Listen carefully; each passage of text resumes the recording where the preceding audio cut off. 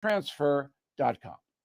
On this Wednesday, with President Biden's job approval rating now below 40%, according to a new Associated Press poll, doom is approaching the Democratic Party. In fact, the only thing standing between that party and total collapse is Donald Trump. Many dumb voters are still so dismissive of Mr. Trump, they seem to be willing to vote again for an incompetent leader who is harming the nation in profound ways. Open border, punishing inflation for necessities, weakness abroad. That's just for starters. The Biden re-election campaign is headed by entertainment mogul Jeffrey Katzenberg, a liberal zealot. It raised a whopping $71 million in the third quarter of this year, almost double what Donald Trump raised. Much of the Biden money is coming from wealthy leftists, and if you work in Hollywood and old Jeff calls, you had better write that Biden check. Back in the late 1970s, Jimmy Carter was a deeply unpopular president who presided over gasoline shortages and a brutal economy. Iran humiliated Carter by holding 66 American hostages in Tehran. On the day Ronald Reagan defeated Carter, the mullahs released the American captives. Mr. Biden is a worse chief executive than Carter, in my opinion. If Donald Trump was not the leading Republican candidate, I think Biden's poll numbers would be even lower. No matter, I believe old Joe will not be on the ticket in 24. Back after this. Hi, I'm Mike Baker, CIA veteran and host of the President's Daily Brief podcast. Stay informed on the rapidly unfolding conflict between Israel and Hamas as Israel responds to the deadly terrorist attacks. Tune in Monday through Friday for the most up-to-date insights. Download and listen on Apple Podcasts, Spotify, or wherever you get your podcasts. Get briefed, stay ahead with the President's Daily Brief. That is the Morning O'Reilly Update. More analysis later on. This hour, the Vic Porcelli Show, brought to you by Connor Roofing. You can count on Connor for all your roofing needs. Visit ConnorRoofing.com. That's CONNER Roofing.com. Vic Porcelli. Come on, you're Italian. You understand. Every day is a busy day all of a sudden. You talking to me? You talking to me? Tough and smart, and I love Italian, so, he's definitely Italian. At least I have this show to come and talk about it and let some stuff up. What kind of a show are you guys putting on here today? The Vic Porcelli Show. Good morning, freedom lovers. Morning, Kenny. Morning, Dick. How are you, baby? Good, man. All right, we got a Wednesday, halfway through the working week already. Look at us go. Look at us. Look at us flying through. Working week. Lots to talk about today. Holy cow. First of all, Joe Biden is in. I wonder if we should listen to this, Ken. Should we listen to this? I mean, grab it for a second here. See what's going on. See what he's stumbling about. Hundreds of young people at a music festival. The festival was for peace, gunned down as they ran for their lives. Scores of innocents, from infants to elderly grandparents, Israelis and Americans, taken hostage. Children slaughtered, babies slaughtered, entire families massacred. Rape, beheadings, bodies burned alive. Hamas committed atrocities that recall the worst ravages of ISIS, unleashing pure, unadulterated evil upon the world. All right. We knew that already, but thanks, Joe. He was on, we'll talk about it after we get through the pledge and everything. He was on the Today Show's, he was in Israel talking to Netanyahu, and the Today Show is covering it. And I got to tell you something about it that is just going to prove how weak we are as a country. Ken. Yeah. We are just weaklings.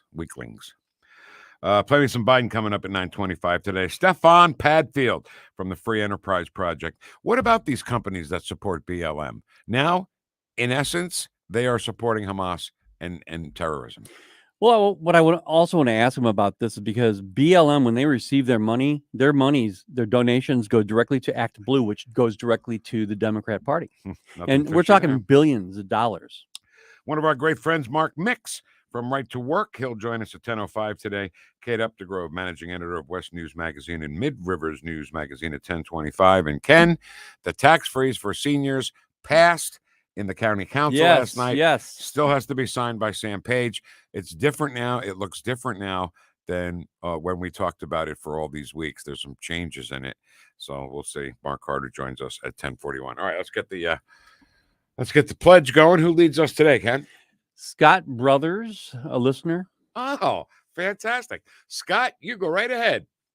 I pledge allegiance to the flag of the United States of America and to the republic for which it stands, one nation, under God, indivisible, with liberty and justice for all. All right. Well, whoosh, my Scott Brothers. That's right. His name is Scott Brothers. Yeah.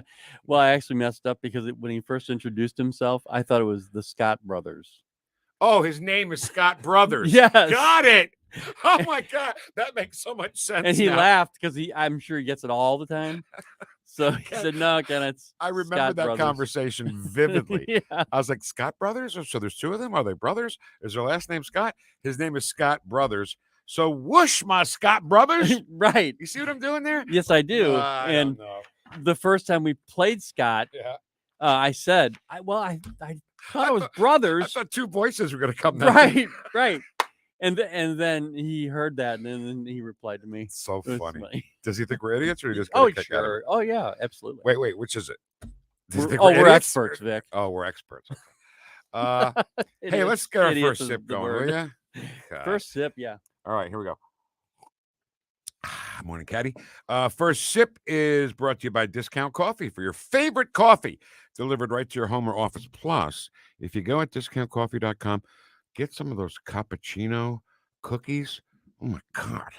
Have you had those cappuccino cookies? Yeah, yes. You gave me some yesterday. How good And are they? also the biscotti. Okay. I'm Okay, glad- all right, here we go. I'm glad you said that. Here we go. Because now I'm up in the air, Ken, because today, the 18th. Yeah. Today is actually Chuck Berry's birthday. Oh, happy birthday, Chuck. Chuck's in dead. memoriam. I know, but in memoriam myself. I know. But so I'm up in the air now about maybe doing a Porcelli's Deli for Chuck tomorrow, and then save the other thing for next Thursday. Okay. The other thing being, there was a video on somebody sent it to Tony and me, her two favorite Italians, she said, about how us Italians say things about food and how you're really supposed to say it. Ken said biscotti, the way you're supposed to say it, but we say biscotti because we're heathens. Anyway, that may be next. I think it's better to do Chuck tomorrow. Oh, I think so. Okay, so we'll do Chuck tomorrow. Yeah. Plus, you can get 25% off your order by using the promo code Trump. Go to discountcoffee.com. Okay, so we're done with him? We're done with him? Yes. Okay. So Joe Biden is in Israel. He's talking to what do you think he's going to do there? What how does he think he's going to help if he goes to Israel? You really want to know my opinion about this? I do. You're the expert. I don't think Joe's over there for that reason. Oh, really? No, I think Joe's over there for a deflection of some sort. There's Well, there's you mean either a time deflection? suck that he needs. There's some kind of thing where Joe Biden said, "Hey, our son." He didn't even say it. He didn't say this. His handler said, "Look, this would be a great opportunity to deflect or to take more time. Something. Let's get Joe over there. Then it will slow things down. It will deflect." I just don't think that the reason why he's over there is what he keeps saying. Deflection from the Biden crime family? maybe? Yeah, I'm saying to look what we're not talking about right now. That's right. That's right. So he was in Israel. He's talking to Netanyahu, right?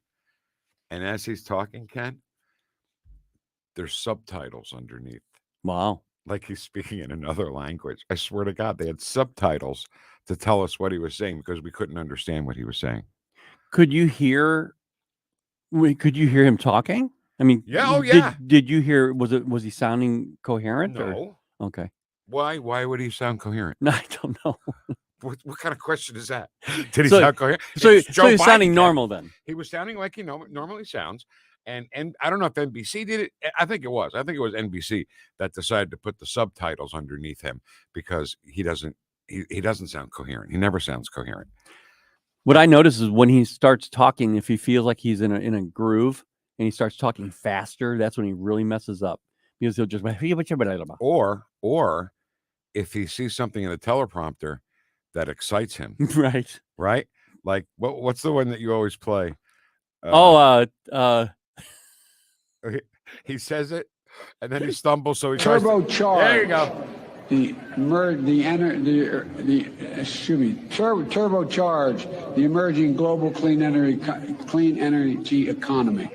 He saw turbocharge. He thought, go ahead, Vic. He thought that was going to turbocharge his brain into actually seeing the rest of the teleprompter. Ooh, turbocharge. Here we go. But you're right. He does that. He talks fast when he thinks he's in a groove, and then the groove just ends, and he just, burns up and Murph and his brothers are crashes. Let's hear a little bit more of what he's got to say. Joe Biden's talking to the people of Israel right now. It requires asking very hard questions. It requires clarity about the objectives and an honest assessment about whether the path you're on will achieve those objectives. The vast majority of Palestinians are not Hamas. Hamas does not represent the Palestinian people. Hamas uses innocent families in Gaza as human shields, putting their command centers, their weapons, their communications tunnels in residential areas. Palestinian people are suffering greatly as well. We mourn the loss of innocent Palestinian lives like the entire world. I was outraged and saddened by the enormous loss of life yesterday in the hospital in Gaza. Based on the information we've seen to date, it appears the result of an errant rocket fired by a terrorist group in Gaza. The United States unequivocally stands for the protection of civilian life during conflict, and I truly grieve for the families who were killed or wounded by this tragedy. That's Joe Biden. He's in Israel right now. Very, jumped out to me. Yesterday, the comment was, the Palestinian people are not Hamas. Today, he said a vast amount of Palestinian people are not Hamas. That's different. There's a big difference there. Yeah. Right? Yeah. The first one says all Palestinians. Now it's just a vast amount. Guarantee you the next time it'll be, well, half of the people in Palestine are not Gaza. I mean, are not Hamas. And that's typical for that Biden administration. He said that initially saying they are not. And then they said, whoa. People are really pushing back on that. And why, Ken? Why did they say that? Because they see all the protests at college campuses, right? They're brothers in arms, Harvard and all these woke left-wing schools, right? All the kids are protesting for Palestine because they don't know what they're talking about. So they see that and they're like, oh, well, we have to say something for them. So let's just say a vast amount of Palestinians are not Hamas instead of saying all Palestinians are not Hamas. Right. Unfortunately, and this is a hard thing to say, is that in war, it sucks anyway.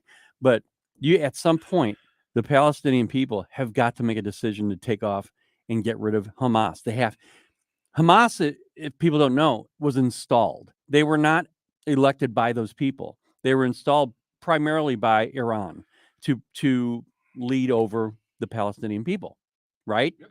Okay, so these people should say, look, you're killing us. They're using them. They're using them as tools, and they need to say, you're done. Get out of here. And if they don't, then there are 2 million people there. How many Hamas could there be? I mean, there could be thousands, but not 2 million. Right. So this thing in the hospital now, it took a good 2 days for the left-wing media to wake up and say, oops, this was not Israel who sent these bombs. It was not Israel who blew up that hospital. It was an errant rocket. Okay, let me give you 2 scenarios, Ken. Okay. And let me ask you if either, both, or neither are possible. Okay. An errant rocket sent from either Hamas or this Islamic Jihad group, what's the difference? An errant rocket that was meant for Israel hit the hospital. Or did they just hit the hospital on purpose just to make Israel look bad and say, look how terrible these people are? Are both of those things possible? Neither, or one or the other? I would say both. And not only that, I'll add to it, because you've got armaments that they store, and they're known for it. Hamas is known for storing armaments in schools, in hospitals, below hospitals, high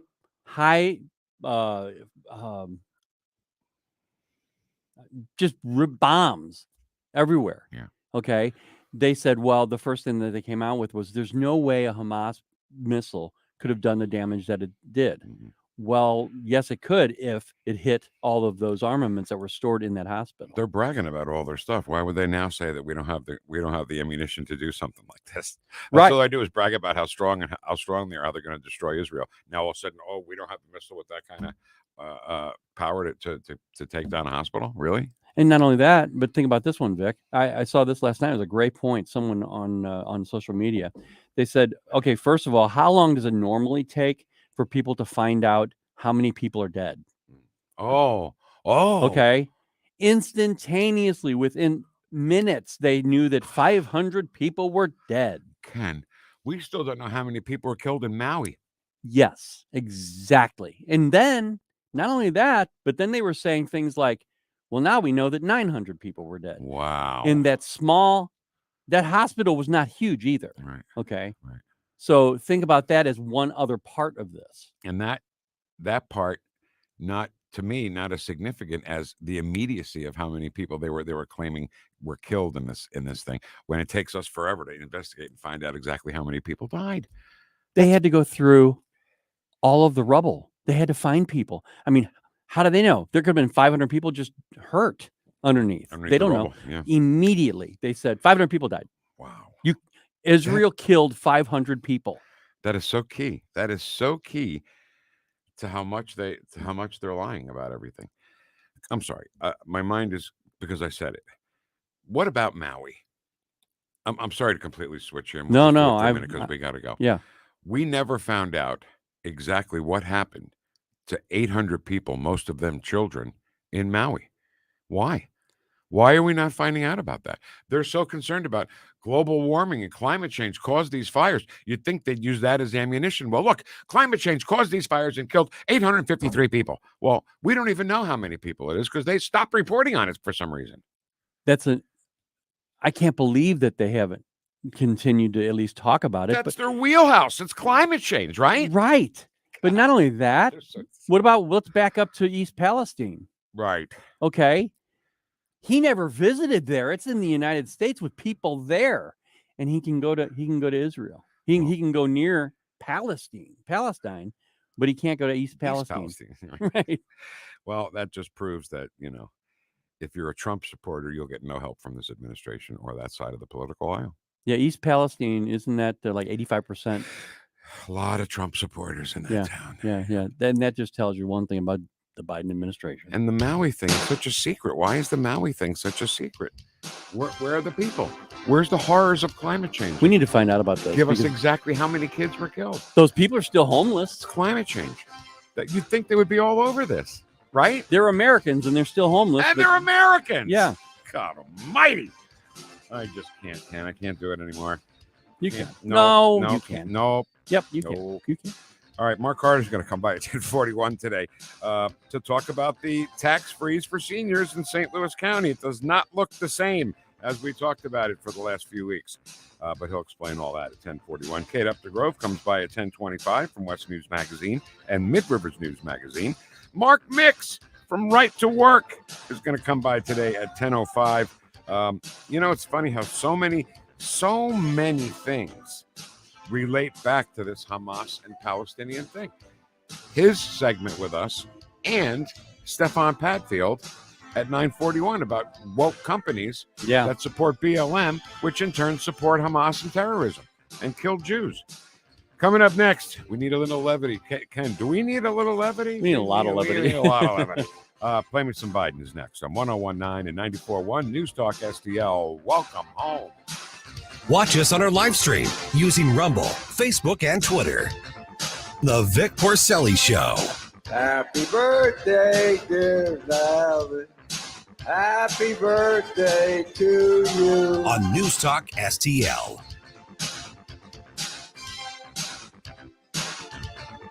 This is 101.9 and 94.1. Female millennial Trump supporter. I listen to it like every day. Like, seriously, you get it. News Talk STL. The ultimate tribute to the Beatles brings you their best show ever. The Fab Four live.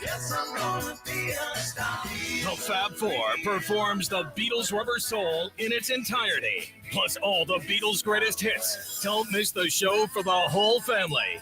Witness the best Beatles show in the world. This Saturday night, the Family Arena. Reserve seats on sale now at Ticketmaster.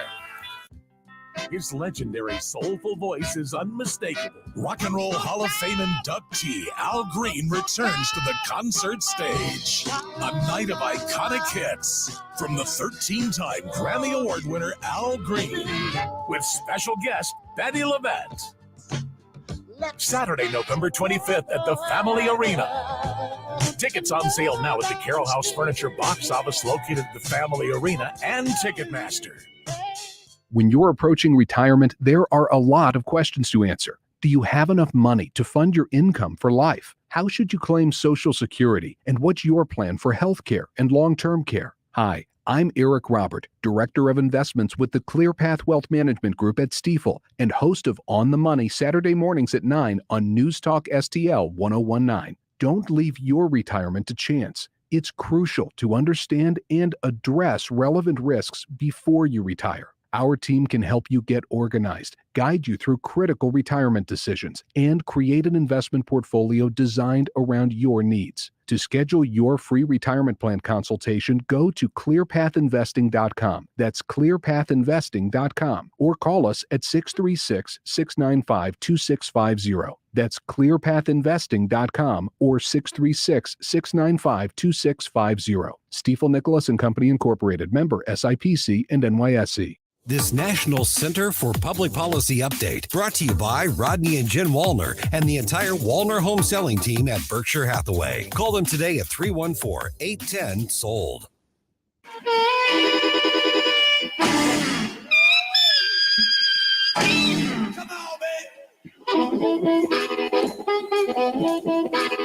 Talk lines are open now at 314-912-1019.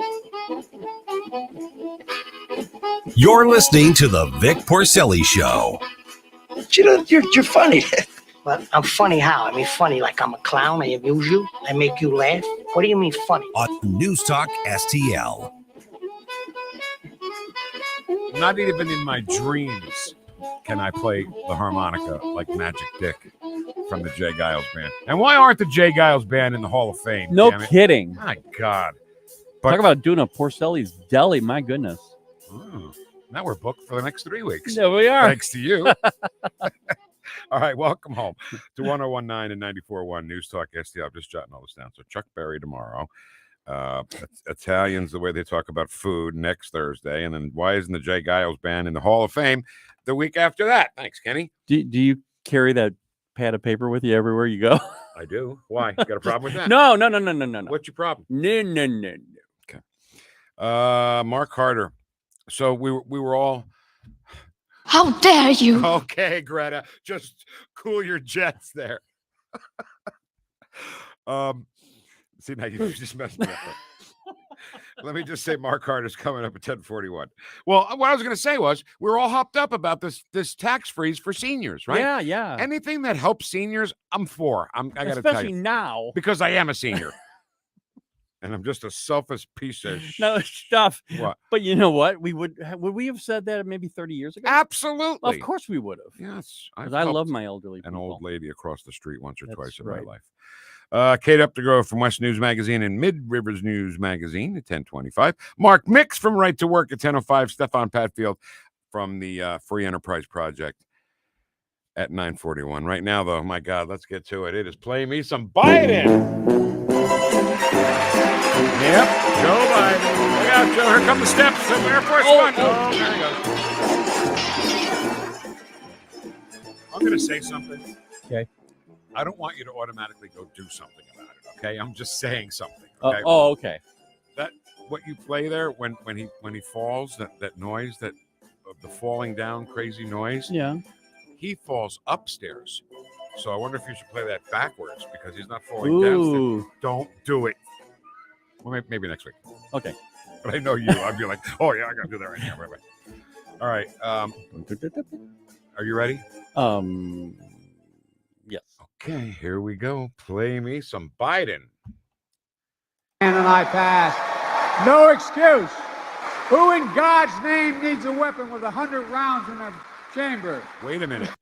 Who, in God's name, needs 100 rounds in the chamber? If you're going to talk about guns, know a little bit about how guns work. Yeah. Okay. 100 rounds in the chamber.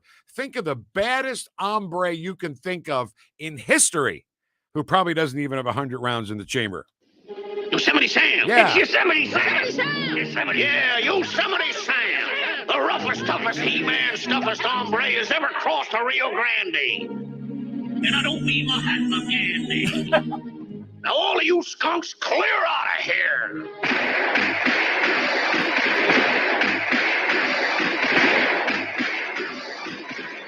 It's a lot of rounds in the chamber there. A lot of rounds in there. I tried to put 100 rounds after Joe said that at sharpshooter the other night. It didn't work, did it? No, they asked me to leave.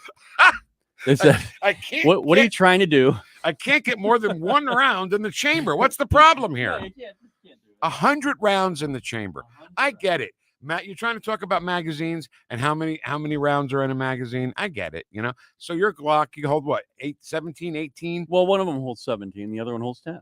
Okay, I think 15. Mine holds 15.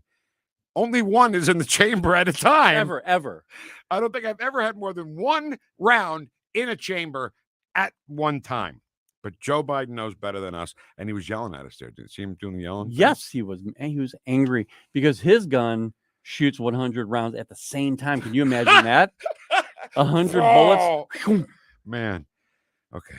Are you ready for another? I think so. All right. Play me some Biden. Are you sure that you want to run again? Yes, because I'm sure. Look. Wait, stop. I love how he. Yes, I'm sure. I am sure. Wait, let me think about something else to say. Go ahead. When I ran, I said the world's at an inflection point. Stop. You're not running for president of the world. No, you're not. You're running for president of the United States. This is why Donald Trump is our guy, okay? You're not going to hear Donald Trump say the world is this or the world is that. He wants to know who's working, okay? He wants to know how much money are you making? How's your 401k doing? How much are you paying for gas, okay? Those are the things you talk about when you run for president, not how the world is doing. He cares about the world. Yeah, but and he's willing to do things for the world to put them into what we want to do as a nation. But what's first? America. Thank you. We take care of us first, then look at that. Good. The world's changing, but we have an opportunity to make it. So imagine if we were able to succeed in getting the Middle East put in place where we have normalization of relations. You mean like where it was? Vic? I want to remind everyone who's listening right now that Donald Trump was the one who organized and officiated the Abraham Accords, which did exactly what Joe Biden's talking about. Exactly right. Donald Trump, whether they like it or not, was nominated for a Nobel Peace Prize. I think more than one, actually. For actually doing something. Not Obama's just gifted Nobel Peace Prize. Right. Go ahead. I think we can do that. Imagine what happens if we, in fact, unite all of Europe and Putin is finally put down where he cannot cause the kind of trouble he's been causing. We have enormous opportunities. Stop. What world Isn't that funny that Donald Trump, when Donald Trump was president, Putin wasn't doing all that? Right. So all you need is a leader, a strong leader in there you instead go. of him. And by the way, this voice he's using, why doesn't he just go right into a Don Corleone thing? Because that's what he's trying to. Right. That's right. Michael. I'm waiting for him to go, why do you treat me so disrespectfully? Go ahead. Is that it? Yeah, you need to do a Joe Biden impersonation doing that. Doing the Don? Yeah. I can do that. I probably need something written out for me. But Well, I can but do that. we'll work on that. All right. You got another one? Yeah. All right. I'll try with this one that you play. Actually, we should. I got to talk to you about it off the air. I don't want to forget, though. Okay. We'll write it down. Write it on the board. I'll try it a little bit with what you're going to play right now. Go ahead. Go. Have you ever known a major war in Europe we didn't get sucked into? Stop. Did you ever know a major war in Europe that we didn't get sucked into? Okay. We don't want that to happen. Stop. We don't want that to happen. Go ahead. We want to make sure those democracies are sustained. We want to make sure that these democracies are safe. And Ukraine is critical. And Ukraine is critical. In making sure that happens. Making sure that happens. Buonasera. Go ahead. You just need the violin music. Yeah. And That's a cat. all you need. And a cat. And a I cat. can throw the cat. Why do you treat me so disrespectful? Go ahead. Yeah, you more to play? Yeah. Look, Oh, look. Look. Stop. Look. You bunch of idiots. Look. Go ahead. this is not your father's Republican Party. Stop. This is not your father's Republican Party. What is that supposed to mean? That this is not your father's Republican Party. What does that even mean? What's he trying to say? Well, maybe he'll explain. Go ahead. 30% of it is made up of these MAGA Republicans who are maybe democracy is something they don't look at it the same way you and I look at democracy. Stop. Are you and I MAGA Republicans? Absolutely. Do you and I look at democracy the same as everyone else? Not as Democrats do. At all. I get that. But in a good way, right? First of all, we're not a democracy. That's where he should probably pick up a history book and say something about a constitutional republic. Right. I'm waiting for anybody, actually, not just him, anybody to actually say the phrase constitutional republic rather than a democracy. I'm waiting for one person to say that nobody ever does. Well, No. Dan Bongino does. And I follow the Constitution, and that's pretty much where we're at. I think that's where most people who are make America great again Republican. I'm not a Republican, by the way. Oh, I'm an independent. get out of here then. Why are you running my show then? No, no. What the hell's going on? You can be replaced. I'm a conservative. Well, but yeah, okay, I got you. Yeah, me too. But I'm also a Republican, and I'm not afraid to say it. And I'm not going to try some, whatever conservatarianism or whatever the hell that is. No. You know what I'm saying? Yeah. I mean, you're either conservative or you're not. Right. Is that done? Yeah. Play me We made human rights for LGBT around the world a top priority of my foreign policy, increasing our assistance to brave activists on the ground, defending human rights in countries that passed anti-gay laws like Uganda, going after Uganda, making clear that they cannot have the same benefit. Uganda? Is now the time to be talking about Uganda, really? Yeah, I don't Where know did that come from? I don't know. I mean, why is he leader over Uganda? Well, first not of all, Uganda. is Uganda been in the news? Or is it Israel and Palestine and the Mideast? When was the last time you saw Uganda news piece? I've never, because it's Uganda, but that's a different story. What are you saying? I'm saying it wrong? No. He's saying it wrong. Oh, okay. Uganda. So again, maybe we shouldn't be saying this because we're giving them ideas for their playbook. But when you run for president, people want to know what you're going to do for us, not what you're going to do for Uganda. Right. You know what I mean? Yes. I mean, I hate to sound so hard-hearted, but let's take care of us. This is that Hillary Clinton globalist mentality, and this is further proof that the Biden administration is not being run by Joe Biden at all. It's Barack Obama, Hillary Clinton's influences all over this thing, and a few other people sprinkled in. Are we done? Yeah. We can do one more. It's the don't. All right. It's the don't. Okay, play me some Biden. There's limited fighting already on the northern Israeli border, and I wonder what is your message to Hezbollah and its backer, Iran? Don't come across the border. Don't escalate this war. That's right. So he finished the sentence for him. Wow. So I'm allowed as the president to just say don't and have the hard-hitting CBS News reporter Scott Pelley finish it for me? Really? Yes. Why don't they just put him in the administration? Scott Pelley, propaganda secretary. Yeah. Right? He finished it for him. I can't. Okay, that's all the time we have for Play Me Some Play Me Some Biden. The Free Enterprise Project. You know them well. Under the umbrella of the National Center for Public Policy Research. Stefan Padfield is going to talk to us about, Stefan Padfield is going to talk to us about Hamas atrocities. And if you align yourself with BLM, guess what? You support the atrocities by Hamas and Hezbollah and Iran and every terrorist piece of organization. Don't you cuss on this here radio. So sorry. That's next on 101.9 and 94.1 News Talk STL. Welcome home.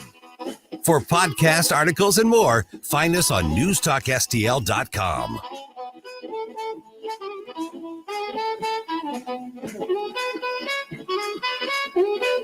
The Vic Porcelli Show Thank you, Secretary Buttigieg. on News Talk STL.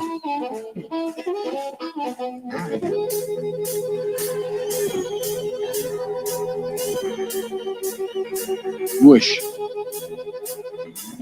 Columbo and Katie. How much long-term damage is being done to Republicans due to the Speaker of the House debacle? We'll discuss it Wednesday with Rodney Boyd at 2:20. Then we'll open up closest cabinet at 3:05. Weekdays at 2 on News Talk STL. Everybody wants the economy to grow, right? But how do you feel about officials in effect giving your tax money to developers for their private projects? In the past 15 years, the city of St. Louis alone has diverted $709 million to developers in tax subsidies or abatements. That was money that would have gone to basic services like schools and public safety. Even worse, numerous studies around the country show these kinds of subsidies don't produce the promised jobs and growth. There's nothing wrong with developers wanting to build new shopping centers or company headquarters, but why should they get tax subsidies to do so? If it's a good business idea, great, but let them assume the risks as well as any possible rewards. It's time to reform economic development subsidies in Missouri. Check out our 2023 Missouri Blueprint, moving Missouri forward at showmeinstitute.org. The Show Me Minute has been brought to you by Show Me Institute and Show Me Opportunity.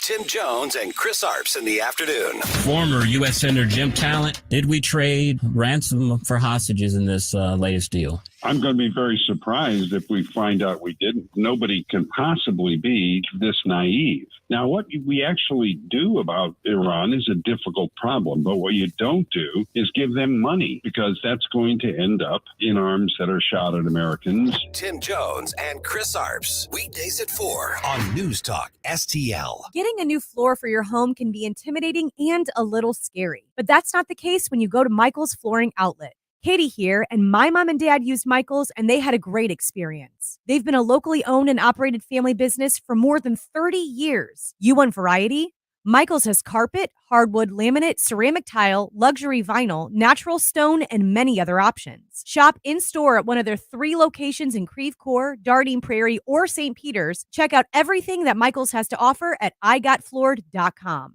Free speech is alive and well in America. Thanks for taking my call. Right here. My point about the governor there, it's absolutely about power. I read this, I almost fell out of my chair. News Talk STL. This thing is just absolutely dripping with iron. News, analysis, opinion. This hour, the Vic Porcelli Show, brought to you by Connor Roofing. You can count on Connor for all your roofing needs. Visit ConnorRoofing.com. That's CONNER roofing.com.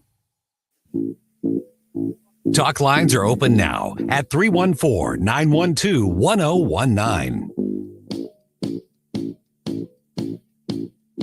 Hey, y'all, this is Killer Bee's world famous comedian. You are listening to my brand new dad, Vic Porcelli, on News Talk STL. I think he's older. I'm not wearing pants. Oh, sorry.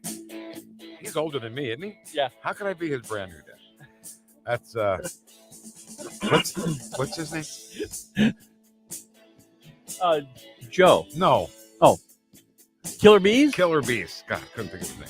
All right, let's talk to Joe. Good morning, Joe. Welcome to News Talk STL. How are you? Vic, great show. Thanks for taking my call. Thank you. Well, at least he knows who's his daddy. That's right. That's right. I'm your daddy, bitch. So I just wanted to mention, you all mentioned that Obama's pretty much calling the shots, and I agree with you. But what I wanted to mention to you was it's not just Obama. Valerie Jarrett is probably deep into this, and she was born in Iran. She's basically an Iranian Muslim living in the U.S. and directing our foreign policy. And you still have John Brennan, who's at the CIA, who I guarantee you is still having input, and he's a Muslim convert. And then you have a whole other layer, both in the security level and the NSA. It can't just be Obama calling Jill Biden. There's got to be a complete conspiracy within the bureaucracy of D.C. that is making this happen. And this is all facade. Yeah. Biden's going to Israel. He's going to stab them in the back. I promise you, it's not today, but it will be soon that Biden will stab Israel in the back. And honestly, I just wish Jim Jordan could be elected Speaker of the House before that happened. Yeah. Yes. Because after it happens, it's going to be too late, and we got to get Jim Jordan in there. Yeah. You know, Joe has this thing that he tries to appease whoever it is he's talking to at that moment, right? So he's talking to Israel, he's talking to Netanyahu. Oh yeah, we're on your side. Just like when he's talking in front of a Puerto Rican group, he was raised Puerto Rican. When he's in front of a black group, he was born a poor black child. He can't get away from the narcissistic attitude that he has to be whoever he's talking to. Yeah, but Vic, here's the problem. Vic, it's not Joe Biden directing this. No. Joe Biden is not directing anything he says. He may say some things while he's there, but the reality of it is, the second these people, because you got to think like a Valerie Jarrett thinks, who is an Iranian, wants the Muslims to be the one world order. What would she do? So they're going to stab Israel in the back.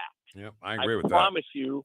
And unless we get somebody that can counter this in the like a Jim Jordan, counter this in the House of Republicans, in the House of Congress, we're screwed.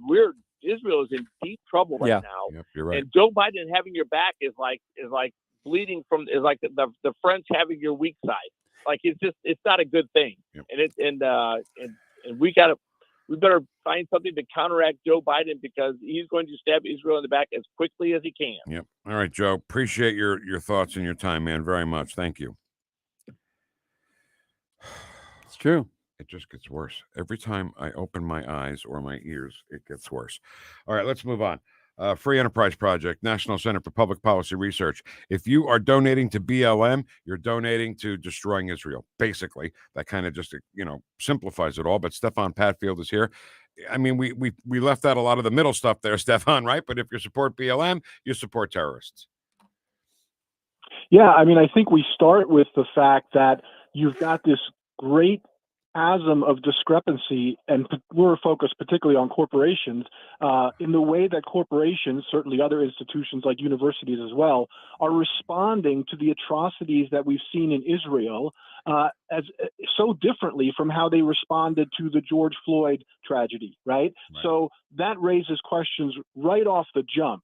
In making these corporate decisions, we're going to come out very quickly and we're going to make all these statements and we're going to donate all this money when it comes to BLM. But then we've got these just unspeakably horrific crimes being committed against Israelis and Jews, and there's silence. And maybe when they get pushed 5 days later, you get a small little peep. And so it's got a lot of people really scratching their heads as to what's going on. And so one question I think that is obvious is this about more ideological capture by these corporate boardrooms and these executives, that they are captured by this radical leftist ideology that basically sees Israelis and Jews as white and therefore oppressors, and therefore they get decolonized, and whatever happens to them they deserve, and all our sympathy goes to the oppressor, to the oppressed, who are the Palestinians, and they can do whatever they want because basically they get the carte blanche because they're victims under this radical leftist ideology.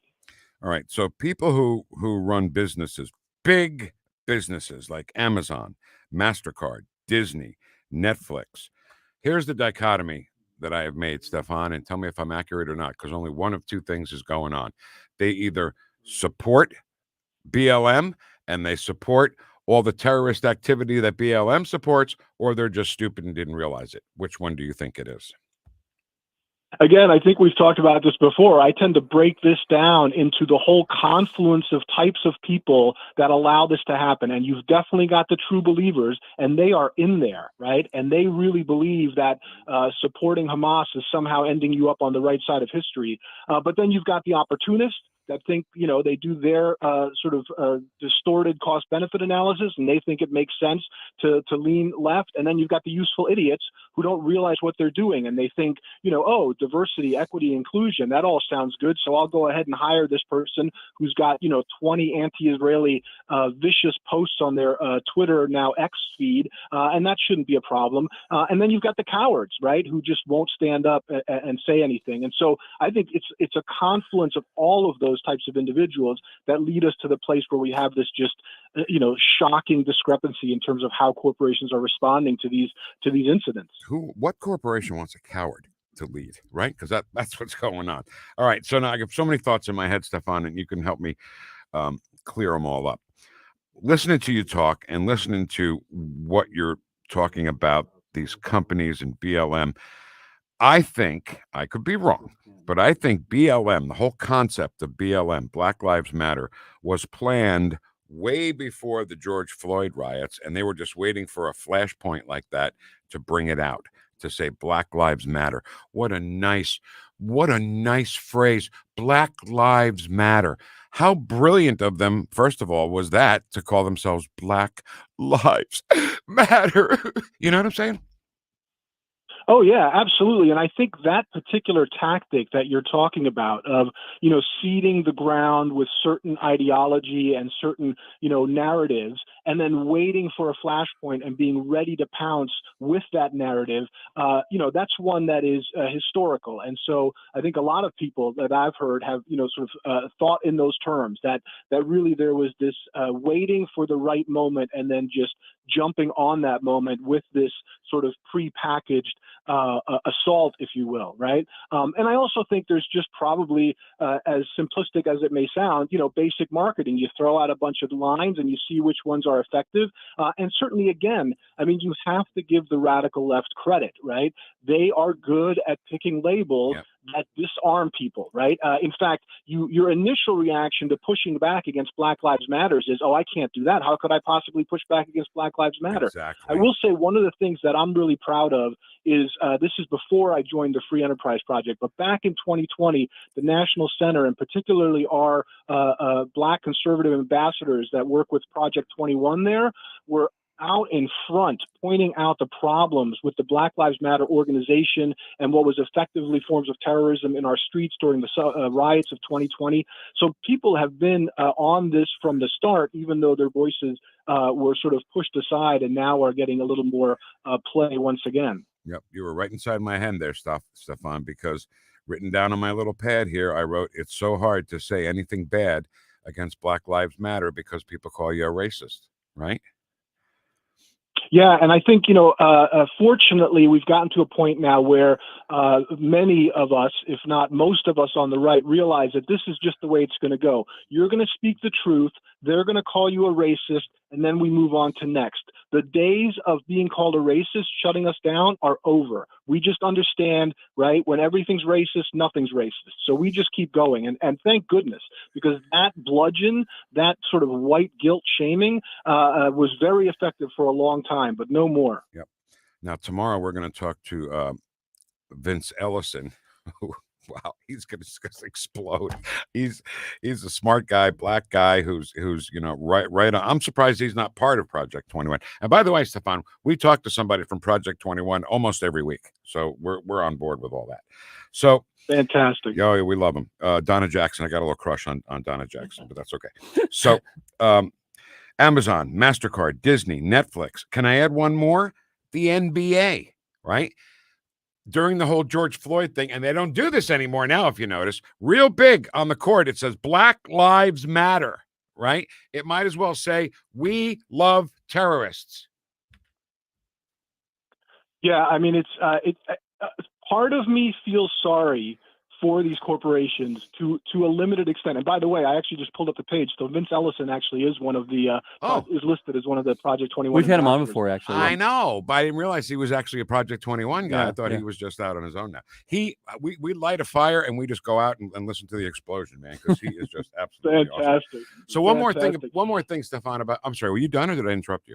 Well, the point I was simply going to make is, we've been pushing for corporations to get back to neutrality and back to business and out of this hyper politicized, spaces that they're filling up. And so some people, and I put this in the piece that led me back to you here, that, some people might say, well, what are you talking about? You've been telling these corporations to shut up and now they're shutting up. But it just doesn't work that way, because you can't just selectively pick your time to be silent in a way that just happens to keep your left-wing radicalism going, which is what this amounts to. So yes, big picture, we'd like these corporations to focus on the bottom line and stop being so radically politicized, but this is not the time. All right. Last thing I want to talk to you about. I'm sorry, Stefan, I throw you curveballs and stuff, but you take them really well. Last thing I want to Thank talk you. about, back to the NBA, right? Major League Baseball, every April 15th, every single player wears the number 42 for Jackie Robinson, right? And I think it's a great tribute. I actually love it that they do it.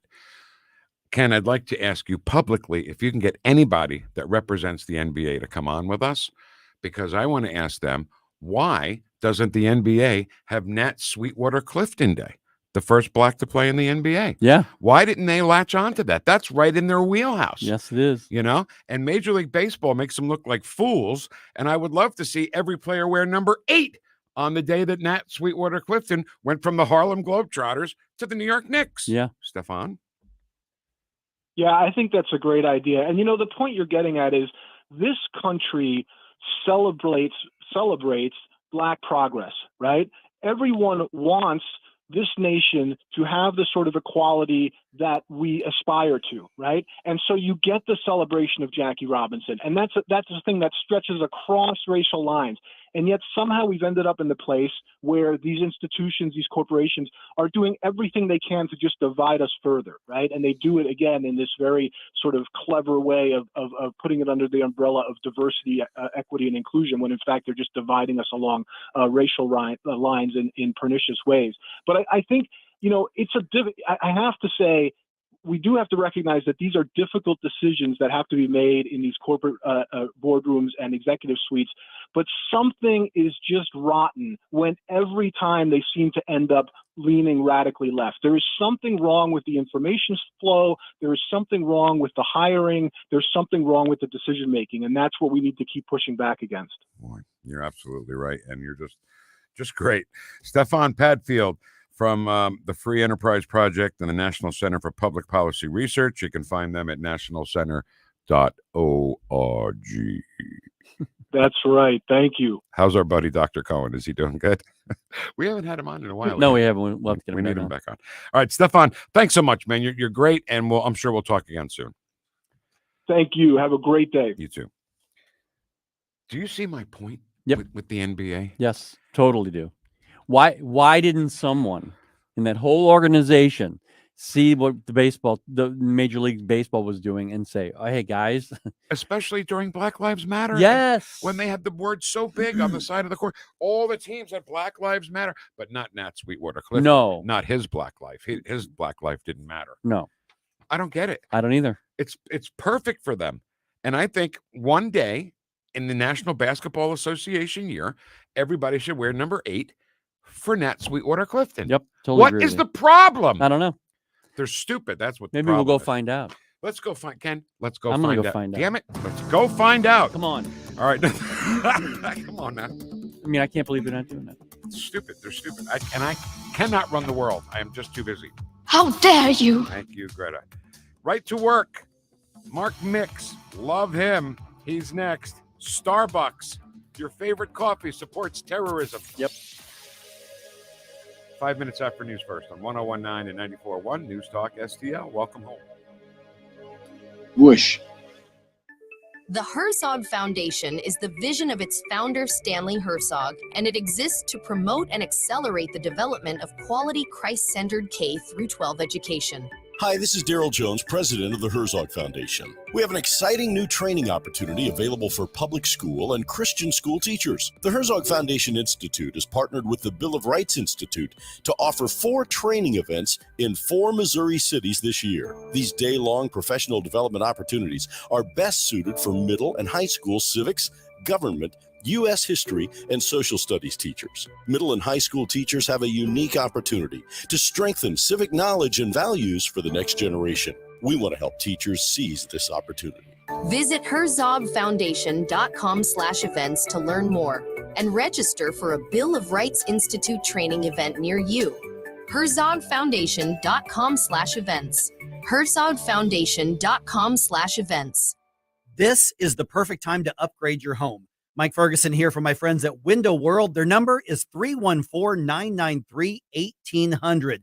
Improve your home with Window World's double strength glass windows. Those come with a lifetime warranty that covers all parts, glass breakage, and labor.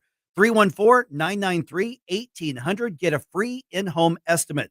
Window World is the preferred window of the St. Louis Blues. 314-993-1800 or windowworld.com. Get charged up on the truth. Power Punch with Larry Behrens. Everyone's talking about the $6 billion Joe Biden sent to Iran just about a month ago. As well they should be. But did you know he has opened up the money flow to Tehran for well over a year? He doesn't want to talk about it, but we will. Power Punch with Larry Behrens. Saturday afternoons at 4 on News Talk STL. Get more Power Punch at powerthefuture.com. KLGY HD3 Clayton, K270BW Bellefonte, KNBS Bowling Green. This is News Talk STL at 1019, 94.1, and always streaming at NewstalkSTL.com. News this hour from townhall.com. I'm Rich Thomason. Insisting that it does not target hospitals, Israel says it was an Islamic Jihad missile that destroyed the hospital in Gaza. Hamas is blaming Israel for the explosion, but Israel says it has video and other evidence proving it is not to blame. The BBC's Jeremy Bowen says that hundreds were killed. Very soon, video was posted from Gaza of bodies laid out near the ruins of the hospital. So many dead, and the size of the explosion together look to be having a profound impact on what was already the most dangerous crisis in the Middle East in a generation. And the U.S. is sanctioning a group of 10 key Hamas members, as well as the terrorist organization's financial network. This as President Biden meets with Israeli officials in Tel Aviv. All House business remains in limbo as lawmakers have yet to name a new speaker. Republican Jim Jordan failed yesterday to win the speaker's gavel, but they're about to try again. Jordan fell 17 votes short of the majority he would have needed to prevail. The Ohio Republican had initially sought to force a second vote Tuesday evening, but he ultimately pushed the vote to Wednesday. Jordan had gained some momentum, picking up endorsements from prominent players who had initially said they would not support his bid. However, during Tuesday's midday vote, 20 Republicans came out against Jordan, casting their votes for other lawmakers. It took former Speaker Kevin McCarthy 15 rounds of voting to win the gavel. That House has been without a leader for over 2 weeks, amid Republican feuding that has left the chamber paralyzed. Edwin Mora, Washington. President Biden says Israel has agreed to allow humanitarian aid to begin flowing into Gaza from Egypt, with the understanding that inspections must be allowed and the aid should go to civilians and not to Hamas. On Wall Street, stocks are in the red. More on these stories at townhall.com. Donald Trump's indictment proves that saving America is not going to be easy. There are entrenched powers that are fighting this with everything they've got. They want to keep control over the country, the narrative, and the nation's money supply.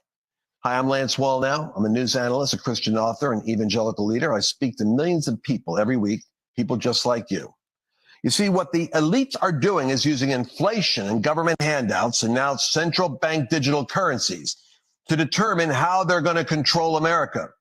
And that's why I recommend all Christians start a gold IRA from the Birch Gold Group, because physical precious metals are one of the few ways you can maintain control over your own savings.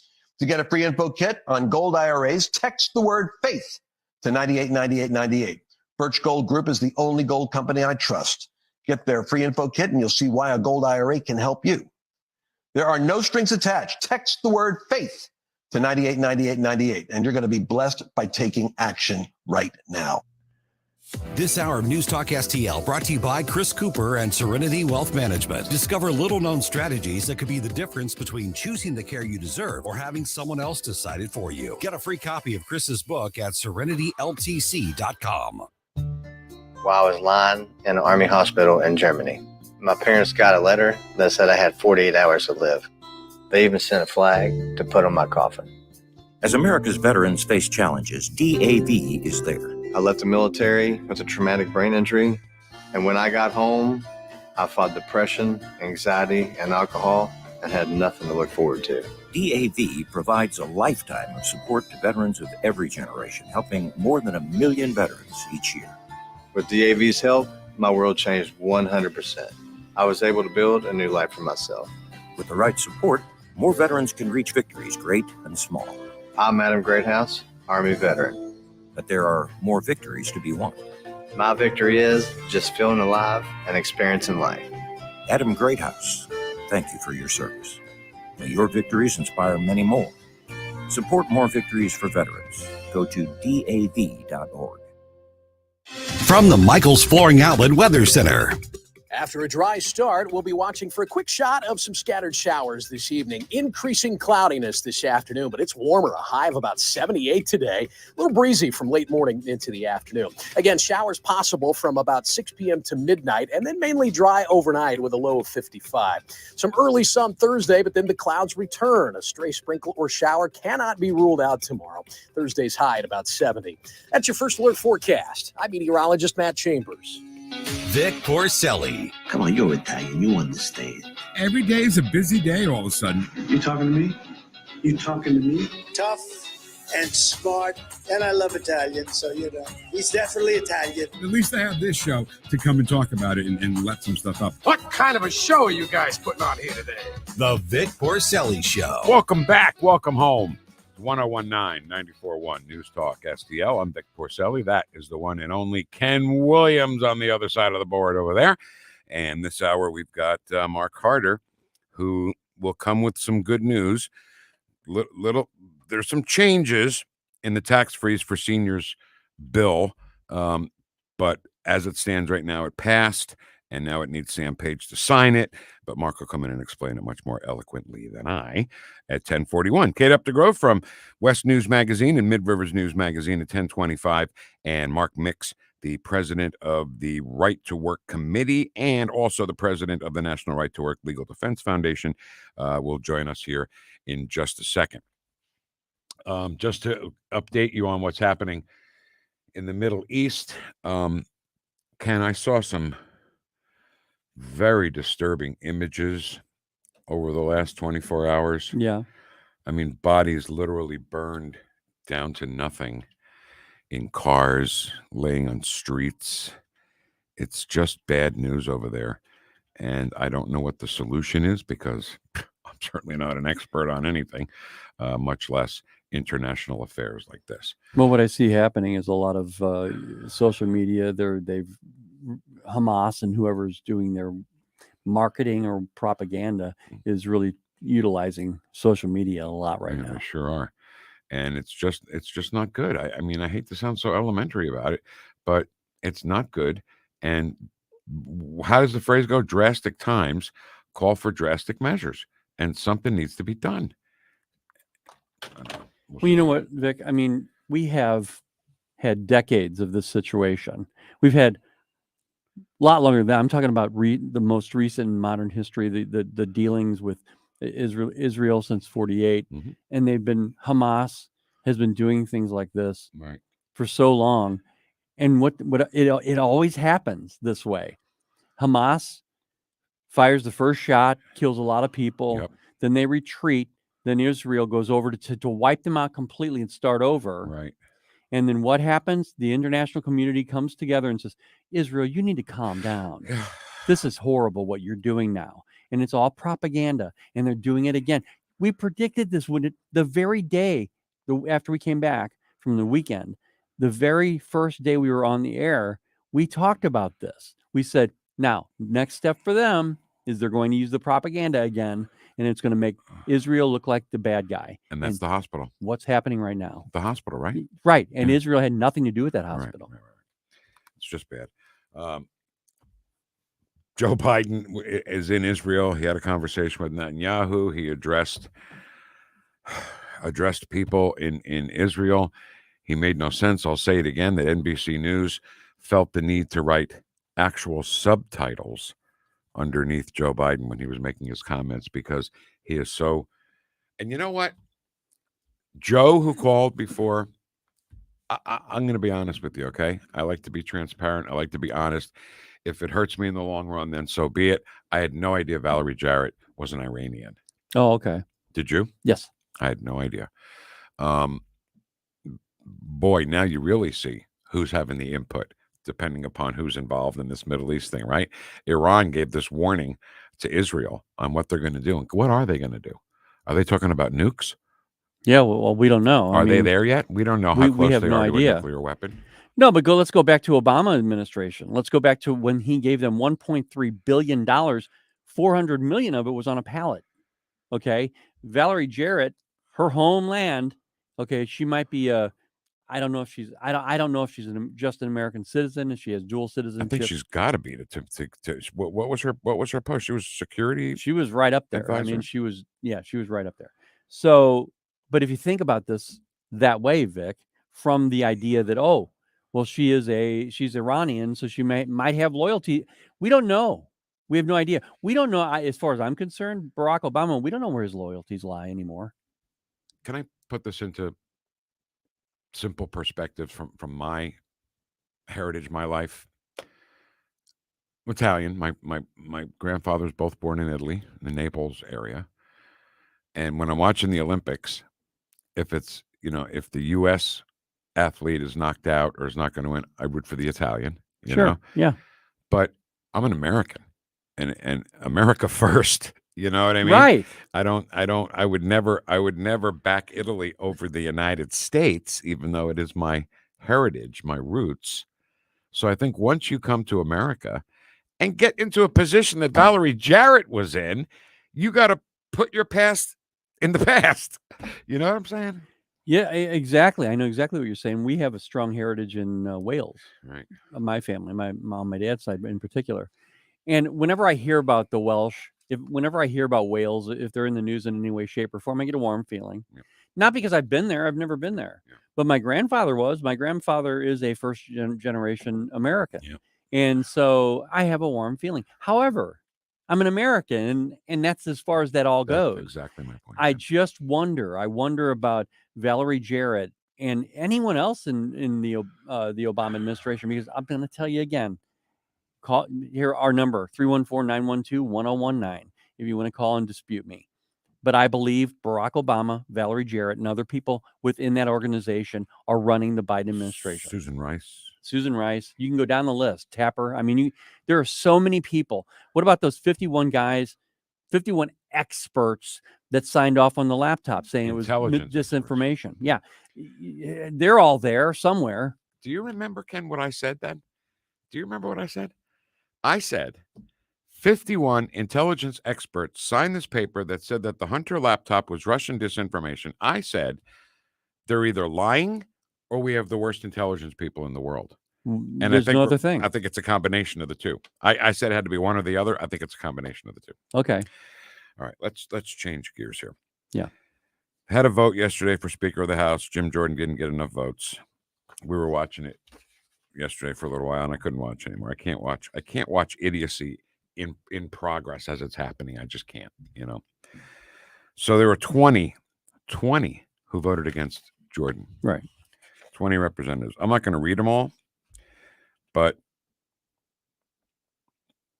I don't think Ann Wagner's on this list. No, she's not. She voted for Jordan. Well, Ann Wagner's, and this goes back, I think, quite a ways as well. I'll admit that, it kind of aggravates me that she won't respond to my emails when we asked her to come on here. Right. But that, notwithstanding that, everything else I've seen her do, it seems like she flies under the radar. It's real easy to put your finger in the air and say, well, they're going this way now. Because if you remember, she originally was against Jordan, and suddenly out of the blue, she's now for him. Right. Okay, that doesn't absolve her. In my opinion, I'm glad she did. I mean, totally. Jordan had. It's funny. I got to tell you, when I hear the word Jordan, I have to quickly calculate in my head: are we talking about Jim Jordan or the country of Jordan? Because that part of the world is in the news right now. Right. But Jordan had interviews, conversations, let's call them, with people in the House, and a lot of them said, "Okay, yeah, I'll vote for you." And Ann Wagner was one of them. Now, before I was doing this, Ken, I'm learning a lot as I'm going here. Sure. About what happens. Before I was doing this job, I was at Deerberg's, and who's in line in front of me checking out but Ann Wagner, right? So I wanted to say something, but I didn't want to just, jump in. This was back with the Pledge of Allegiance, when the libs didn't want to do the Pledge of Allegiance before committee meetings. Okay. And luckily, my icebreaker, her shopping list was on a Post-it note, a couple of Post-it notes that were stuck to the little metal part before the where you put your groceries and it moves. Yeah. Right before there was a little metal thing and 2 Post-it notes with her shopping list on. I was like, oh, here's my icebreaker. So I picked it up and I said, excuse me, Representative, is this your shopping list? She was like, oh yeah, thanks. I said, hey, are you for the Pledge of Allegiance before committee meetings? She did not think that was going to come out from the guy behind her in line at Dearborn's, and she was like, oh yes, of course, not that I didn't believe her. I believed her, but she has been, like you've said, Ken, under the radar, not really speaking out about strong conservative issues, which she does plenty at campaign events, right? Yeah. Oh, yeah. I was at the GOP picnic at Velasquez Park last year. She was there, and she said some words, and they all sounded pretty good. And then she goes to Washington, and she doesn't do any things that she said she was going to do. Listener Nancy just emailed and said, you can check on this, and I will, but she said, I'm pretty sure Valerie lived with the Obamas for a while when they left the White House, and she's read. What does that mean, lived with them? Lived with them at their houses. As a tenant? As a person living with them. And she better not get on the rowing thing. What is that called? When you get the paddleboard? Paddleboard. She better not get on the paddleboard. And then she said, I've read she was the Obama's very closest friend. Closest person, she said. So Valerie Jarrett, Barack Obama, Susan Rice. You mentioned Clapper. I'll throw in Brennan. And again, Clapper and Brennan, 2 guys that I'll say this again. I said this earlier in the week. I think perjury is not going to be a thing anymore because of all the people who've perjured themselves in front of Congress, and there's been no consequence whatsoever. And they're all Democrats. Fauci. Oh, maybe that's it. Maybe there's no perjury for Democrats, but Republicans can still be charged with perjury. Right. Clapper, Brennan, Comey. Yes. Comey lied in front of Congress. I think I named them all, but I don't know. It just makes who is the Crossfire Hurricane? No, not Crossfire Hurricane. No, he didn't show up. I know Eric Holder. Eric Holder. He didn't show up. Okay. He didn't lie. Contempt of Congress, which again, there was no consequence for him, but there was for Mark Meadows and Bannon. Sure. Those guys didn't have any. Did have consequences for not showing up and being charged with contempt of Congress. But Eric Holder, you know what else Eric Holder got away with? Saying he was Obama's wingman. He said he was Obama's wingman. Yeah. I'm Obama's wingman. Yeah. Well, you're not supposed to be the president's wingman. You're supposed to be independent of the presidency and head of the Department of Justice when you're the Attorney General. That's something I've really never heard of before, so that's a great spin on it. What, that he said that? No, it's that you noticed it. Well, yeah, because he's not supposed to do that. And, Bill Barr was supposedly Trump's puppet. We know that's not true, right? Because he turned on Trump as quickly as anybody. There was something that happened, and I wasn't really immersed in the political situations in Washington, D.C. at the time. But when I heard Lois Lerner, she was being discriminating against the Tea Party people, right? All the conservatives that were trying to get the 501c, I think it was, and they couldn't get any monetary status. They couldn't get any way to make money or to do anything. They couldn't move forward with their organizations because of her. Yeah. And there were hundreds of people, if not thousands, that she actually discriminated against. And then she goes to Congress, and what does she do, Vic? She says, I plead the fifth. Yeah. On everything. Right. All right, Ken, I have a question for you. I hate to ask it publicly, but are we on Facebook or not? No. Okay. So we're on Rumble. Can we What? I was just going to say we're on Rumble, we're on YouTube, and we're on our Twitter pages. Can we check the Rumble chat box? We can't. We By the way, Vic. Mark Mix couldn't be with us, I guess. What's his problem? I can't get a hold of him. I don't know. Too busy playing Buck. Whatever. But he, we're not on Facebook, but it's not our fault. It's something they're doing. It's okay. So, all right. So let's check. Ed Stoit says, "Good morning, gentlemen. I pledge allegiance to the flag of the United States of America." He also says, "Whoosh." And he also says hump day. And then Amy says, "Good morning, Vic Heads." Ed Stoit says, "Hi, Amy. How you doing? What's going on here?" Ed Stoit and Amy sitting in a tree. Amy says, "Hi, Ed Stoit. Love the name. I'm usually on Facebook." He says, "Vic, you're a movie to be the lead in Victor Corleone, the grandson, now showing on YouTube." The Corleone thing we were doing. Right. Biden said don't only on purpose. He can deny he didn't say the rest. Plausible deniability. Wow. Okay. Why are they so crooked? Slick, sneaky, slivery. Welcome to another. Slimy. Listen to this one. Welcome to another Stumbling Joe Wednesday. Ladies, gents, and gentle cats, he stumbles with his words and stumbles with his walk. Ask them how they'd feel if Muhammad came out as transgender. Oh, my goodness. Oh, my goodness. You know, the things that liberals stand for, they cross the stream so much. They do. Know? Yeah. And I'll bring it up again. I don't understand why the NBA doesn't have an official day for Nat Sweetwater Clifton, a black athlete, when they have Black Lives Matters written in the court, right? Right. Why aren't they? Because I don't know why. I just don't know why. But so they support transgenderism, right? And they support Palestine. But what if those two streams crossed, right? Well, yeah. By the way, Ken Williams. Yes, sir. The cartoon I sent you yesterday. Yeah. I said, is there an echo in here? Yes.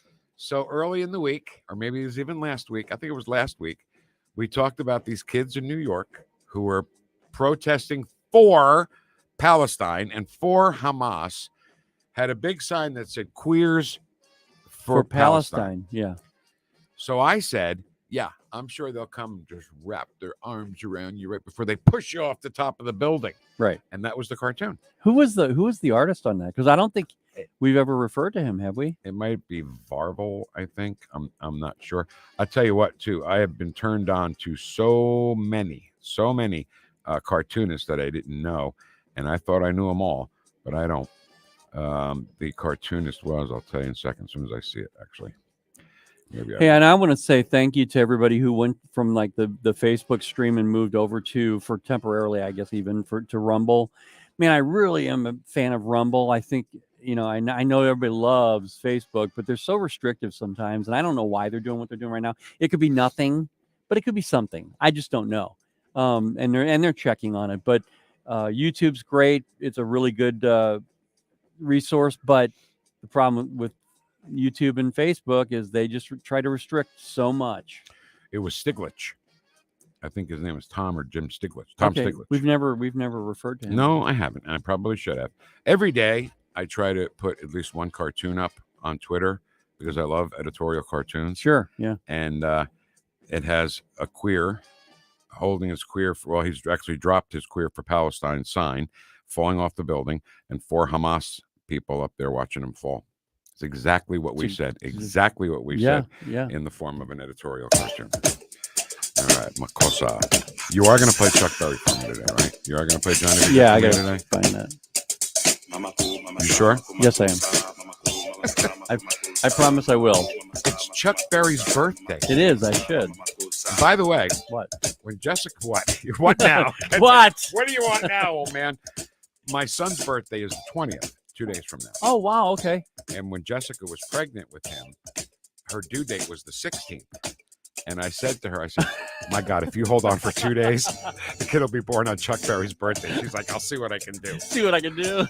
So he was due on the 16th. The 17th was the earthquake in San Francisco. Okay. Right? Yeah, during the ball game, right? During the World Series. Yeah, yeah. And she freaked out when that please stand by thing happened. And my brother was with her, thank God, because when we got down close to it, I had somebody with her all the time, just in case. And I was at the radio station I was working at, and she calls me, and she's like, there's an earthquake or something, and the police stand by. I said, calm down. You're going to drop the kid in the kitchen. So he wasn't born on the 16th when he was due. 17th came and went. Chuck Berry's birthday came and went, and he was born on the 20th.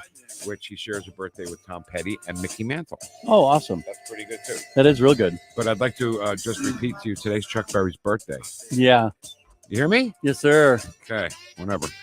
We're going to talk to Kate Updegrove unless she stiffs us, too. Is there a boycott going on against me? I don't know. Mark Harder's here. I can trust him, count on him. That's all coming up on 101.9, 94.1, News Talk STL. Welcome home. Like and subscribe to us on Rumble. News Talk STL. The Vic Porcelli Show. We've united the Asia. Made in St. Louis for St. Louis. It's News Talk STL.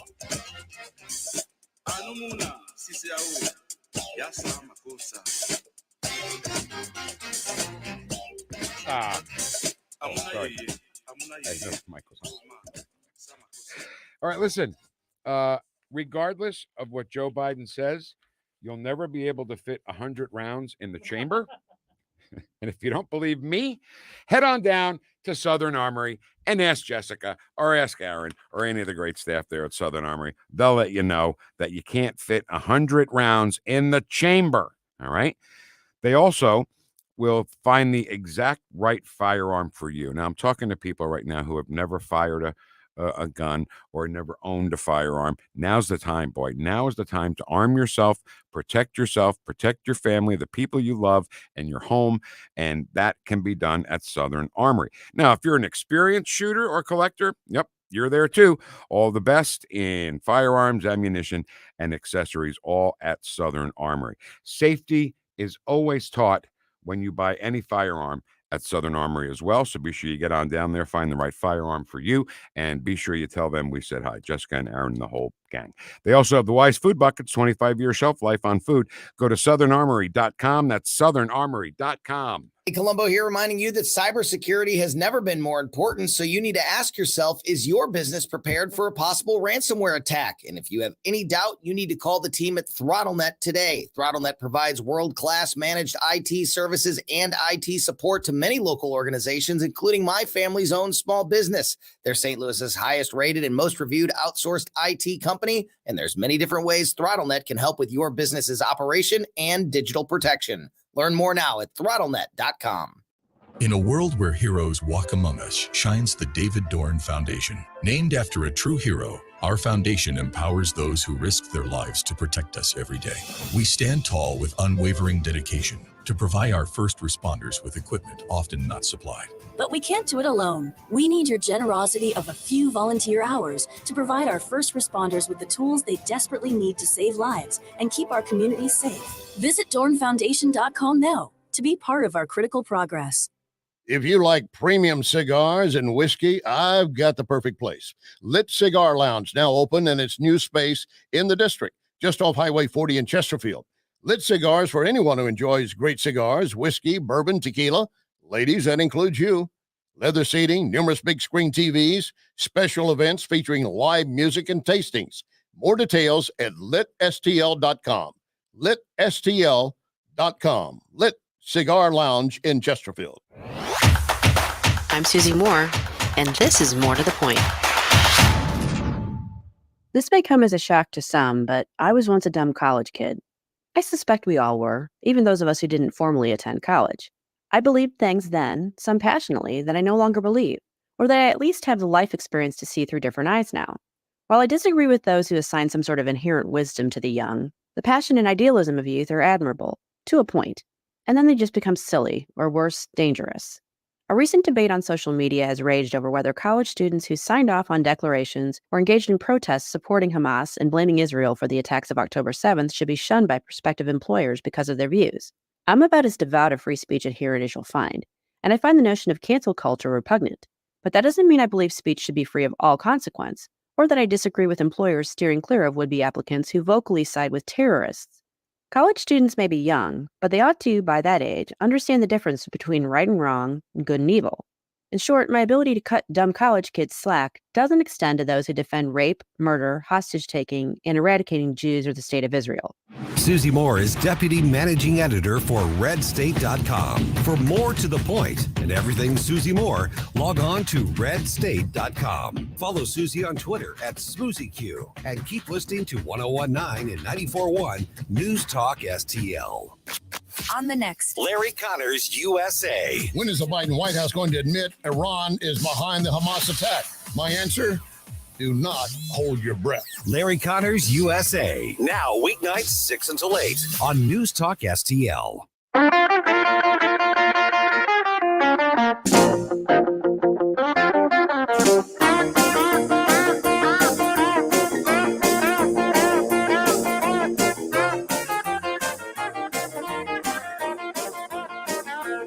talk lines are open now at 314-912-1019.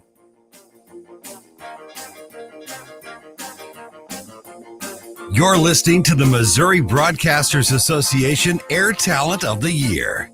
This is the Vic Porcelli Show. Good morning. Welcome home to 1019 94.1 News Talk STL. If I haven't mentioned it, today's Chuck Berry's birthday. Thanks, Ken. You're welcome. I think it's important. In It St. is Louis, important, yes, you it need to commemorate St. Louis's own Chuck Berry. Very much. So it's Blues Riff and B. Watch me for the changes and try to keep up. That's what Marty McFly said. Yeah. Let me tell you, when I saw Back to the Future in the theaters when it was new in 1985. Yeah. And I had no idea what was going to happen. You know, he goes, Blues Riff and B, follow me for the changes and try to keep up. And then the camera just goes right on Marty's hands. And he plays that classic opening, you know, and I literally jumped out of my chair and yelled in the theater. Yeah. Had to make a spectacle of myself. Yeah. Okay. Mark Carter's here. We're going to talk about the meeting. I don't know if it was last night or during the day, last night. And the senior tax freeze was voted on. We'll give you the results of that. We'll give you some of the stipulations of that and what's in store after that. But right now, let's find out what's up in West News Magazine and Mid Rivers News Magazine. Managing editor Kate Updegrove. Good morning, Kate. Welcome back. How are you? Good morning, guys. I'm great. How are you? We are well. We're hanging in, Good. trying to make sense of the world sometimes, you know? We're trying to make sense of the county Yes. opposition to the Manchester annexation. Oh. That's what we're trying to do this morning. But you brought up what happened last night at the St. Louis County Council. So Now, Mark is of here. Don't course, be a thunderstorm. we have, okay, I'll try not to be a thunderstorm, but we have a story in West that says they're looking to advance that bill because, of course, we go to press Friday. So Friday they were looking to advance the bill. We said after press time, the vote will happen, after press time. So of course it happened last night. So you're going to get your paper today and it's going to say advancing the bill. It's got all the details in it. That's the important part. Read those details. But yes, I won't steal Mark's thunder, but if you didn't know, there was action last night. Yep. So one way or the other, I won't steal his thunder. We will have all of that, including commentary from all of the parties concerned, including Mark Harder, on westnewsmagazine.com. So just because we have the advance in the paper after the vote, we will have the vote up online. Sometimes that after press time gets us, and it got us this time. So read the details of what the bill is, look for West, and we'll continue the conversation online as we like to do with many stories, always continuing that conversation online. So you had an interview with the vice chair? We did. Oh, wow, you must rate. I wish we So could talk to them. Laura's going to have all of that. She's working on that story right now. She's also working on, last issue before the election will come out November 1st for us. And so let's talk about that. I just don't understand. What don't you understand? I don't understand Sam Page's his attack on this annexation for Manchester. Like, I get both sides. Pro-annexation, not pro-annexation, that's for the people in that area to decide. But there's been a lot of money spent on the county part fighting this annexation, and it's 2 square miles. Right. So, why? I got it. I don't feel like the why's been sufficiently answered. Hey, I am a annexee. We used to live in unincorporated St. Louis County, and we were annexed by Manchester. That makes me an annexee, right? It does. Yeah, thanks. And I'm an almost annexed 3 times, and then I finally just went, okay, whatever, it's never going to happen, because I live in Fenton. I live in unincorporated St. Louis County as it abuts Fenton, and 3 times we thought we were going to get annexed, and 3 times we didn't. And I finally just said, whatever. There's certain benefits to living in unincorporated St. Louis County and not living in Fenton, for instance. The burn laws apply to me that are in St. Louis County. So up until April, I can, if I want to, I can gather all of the leaves and tree debris that I store up in the back of my yard along my creek line, and then I can grab it all and put it in my fire pit and have a fire up until April. Right. Burn my leaves. Yeah. That's unincorporated St. Louis County. If I lived in Fenton, I couldn't do that. Right. half a mile in one direction, I couldn't do that. So there are benefits. That's a weird one, I guess, but I'm not going to get into all the taxation because there are things being said on both sides that make you scratch your head and go, really? And so I guess the important thing is in this November 1st issue, we look at the ballot issues, the ballot language, and just the nuts and bolts for both the Manchester annexation, which is in West St. Louis County, and Prop S, which is Rockwood's shifting of revenue. So I always hate those words. I always hate to even let them come out of my mouth. It's a no tax increase bond issue because, it doesn't increase the levy, but it stretches the levy. So semantics. But we've got the details, the ballot language in this issue, the October 18th issue. And if you want to know more, there's still opportunities between now and the first Tuesday of November for you to ask those important questions and learn more. In St. Charles County, there's an uncontested judge seat that is going to be on the ballot in St. Charles City. And then also in St. Charles City, they're looking at that 3% marijuana tax at the city level on top of all the other taxation on marijuana. And so those are both ballot issues in St. Charles County. And that's really all that's coming up on the election in November for us, for our West St. Louis County and for St. Charles County. So check Mid-Rivers and West out. We've got that. In St. Charles County, I went to an opening last Wednesday night for Being Jewish in St. Louis at the Foundry Arts Center. And I think we can all agree that right now, with everything going on in the world, having greater understanding and appreciation and respect for people is a really important thing. And that's a really interesting art exhibit and Facebook campaign, Being Jewish in St. Charles. Check it out. And read the story in Mid-Rivers News Magazine, of course. Absolutely. That's great. I mean, that's just great. Pardon my ignorant question, Kate. Are you Jewish? I am not. Okay. But, I have great respect for people of all different religions, and they were laughing at me yesterday because, believe it or not, we're planning our holiday content. And so we're looking at our holiday events calendar, and it's going to come out mid-November. And I said, okay, do we need to get Hanukkah in here because that's December 7th through the 15th. We need to get Christmas in here. Do we need to get Diwali in here? And my staff was laughing at me. Yeah. But, the greater the understanding we have, I think the better we are as people. Absolutely. And My this opinion. year, Ken, we are going to celebrate Hanukkah big time. Yes, we are. For Karen and all the Jewish people that Absolutely. we are praying for and thinking about. All right, Kate, unfortunately, our time is done, but thank you so much. Just tell us very quickly how we get the magazines. Sure. You go to westnewsmagazine.com or midriversnewsmagazine.com, depending on where you live. Hit the subscribe button. We'll be happy to send it to you free of charge. Put it in your mailbox. You can pick it up at Schnucks and Deerbergs if you prefer to do it that way. Fantastic. Kate Up the Grove, thank you so much. Take care, guys. All Bye. right. Kate Bye, Up Kate. the Grove. Duck walking out of the studio like Chuck Berry. Thanks, Ken. Yeah. You know what this meant to me today. Oh, yeah. Okay.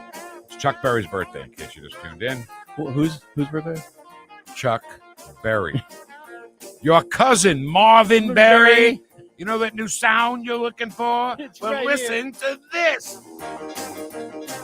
Mark Carter's next on 1019 94.1 News Talk STL. Welcome home.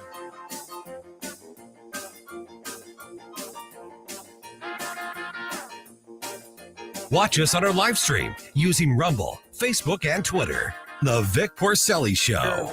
Being the guy who's pushing them out. Made in St. Louis for St. Louis. It's News Talk STL. If you find yourself feeling out of place in the world, it's comforting to know conservative values haven't been abandoned everywhere. Thanks for being my voice in all this. This is News Talk STL. There are people out there that feel the way that I feel and say what I say. Welcome home. Do I have a place for you folks as we head into these beautiful fall weather months? Espino's Mexican Grill. You can find them 24/7 at espinosmexicanbargrill.com, and you can find them 24/7, 365 at 17409 Chesterfield Airport Road. right in the heart of Chesterfield Valley, just off of Interstate 6440. Espino's Mexican Grill, nearly 2 decades in the business. I've been going there for years. They have a fantastic menu of authentic Mexican fare, not the typical stuff you get around town, and the coldest drinks around. Did I mention the margarita patio? That's what I call it, outside. Fantastic addition that Espino's put in several years ago. Espino's is a fresh alternative to the typical stuff you get. Once you go once, you'll be back many, many times. Check them out online, EspinosMexicanBarGrill.com, located at 17409 Chesterfield Airport Road. Best authentic Mexican fare and best coldest drinks around in town. Tony Colombo here with a great offer from Zero Res. Just mentioned the Colombo special. When you book a cleaning in October, and you'll get 3 rooms of carpet cleaned starting at just $129 plus $50 off an air duct cleaning. We've trusted Zero Res with our home for years, and 5,000 Google reviews with an average of 4.9 out of 5 says it all. Zero Res is the best when it comes to cleaning any surface in your home. Just remember to mention the Colombo special when you call 314-474-2020 or book online at ZeroResSTL.com. This is Julia Gordon-Bramer, your host of Mystic Fix. I'm a professional tarot card reader, author, and scholar of mysticism. Mystic Fix offers playful, practical advice and spiritual tools for modern living. It's a program for the whole being and journeying the lesser-traveled paths. Each show features guests and authors in lively conversation, ranging from crystals to Kabbalah, yoga to Yetis, and of course, tarot card reading. Mystic Fix, Saturday nights at 8 on NewstalkSTL. Commentary. This California city will soon open its first drag queen school. Why am I not surprised? I'm Tommy Lahren. More next. Ashley Banfield and Chris Cuomo on America's fastest growing cable news network, News Nation. The viewer seems to have been lost in the shuffle of cable news lately. They don't want a team sport. They want the full picture. The appetite is greater than it has ever been for perspective, for understanding, and for information that they can not just trust, but use. See why more people are turning to News Nation, news for all America. To find News Nation on your screen, go to joinnn.com. Breaking news for you. San Francisco, California will soon open the state's first drag queen school to teach the basics and fundamentals of drag performance. You'll be even less shocked to hear that Honey Mahogany, the chair of the San Francisco Democratic Party, will serve as its inaugural headmistress. A famous LGBTQ plus bar called Stud will sponsor this initiative and bring drag art to the forefront. Apparently, there is so much more to drag than men dressing up as women and performing. Who knew? The school is open to all genders, sexualities, and ages over 21. Look, as wild as this all sounds, I am just thankful this drag queen curricula has not been added to California schools. Well, at least for now. You know, dress up all you want. We just ask that you leave the kids out of it and we will all be fine and dandy. I'm Tommy Lahren, and you can watch my show Tommy Lahren is Fearless at Outkick.com.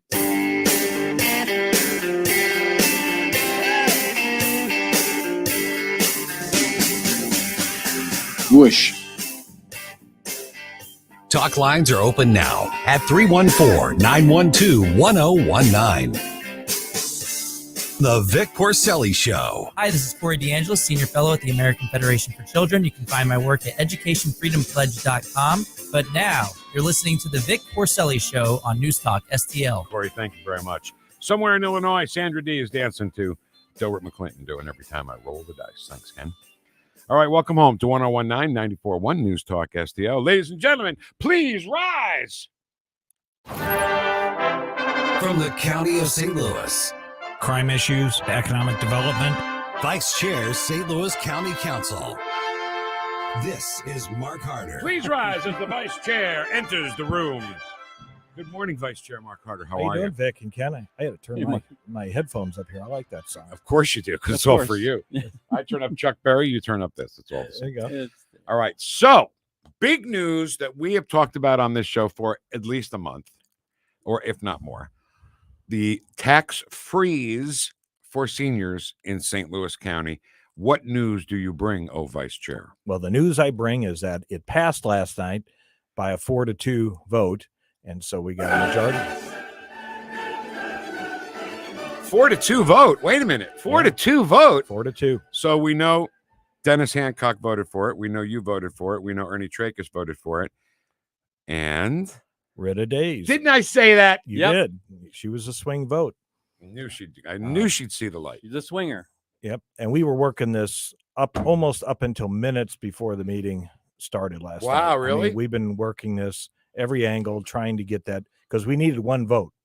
We had 3, and when I put this bill together back in July, we only had 3 votes, and we couldn't get that 4th vote. And so then Dennis Hancock reintroduced this bill with some changes, and we were able, up to the last minute, we were able to get one more person to go on our side. All right, we'll talk about.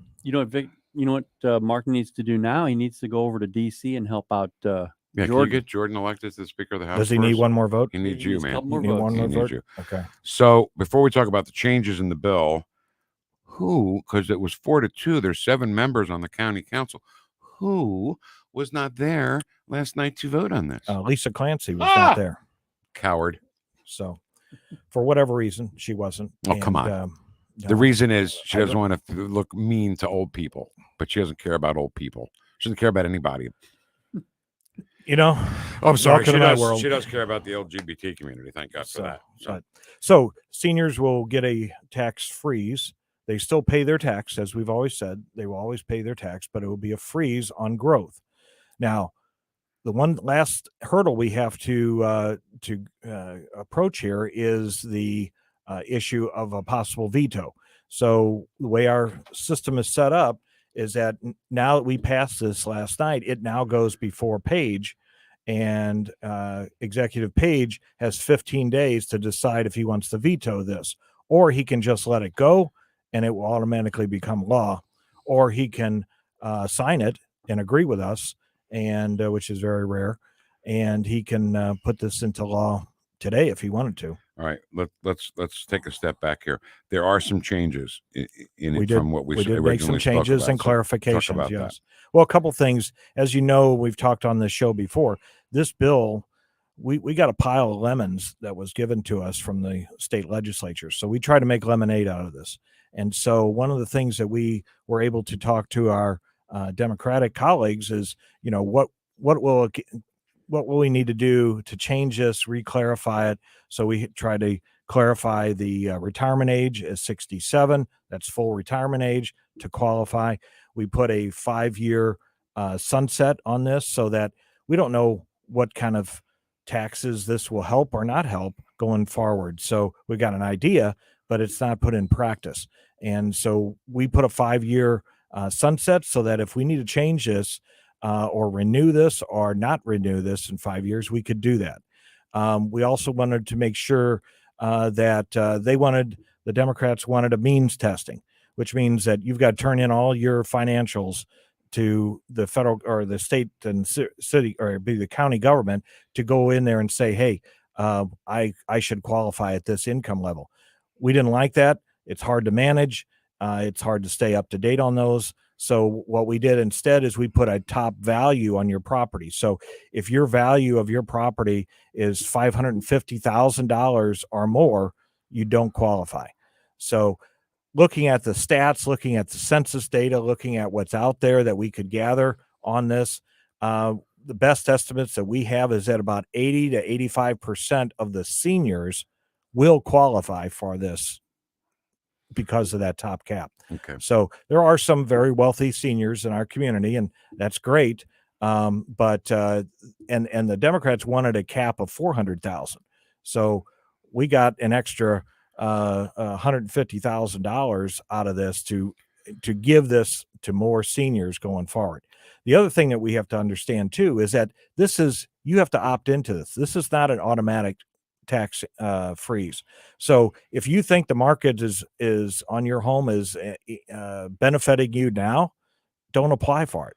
But if you think that you're being taxed out of your home and you need this relief, you can apply next year and get this relief coming forward. All seems very fair to me. We tried to. There seems to be a with the house assessments going on right now, that they want to assess your house for more than it's worth so they can tax you more, but then they don't want to assess it too much so that you don't qualify for this. You know what I mean?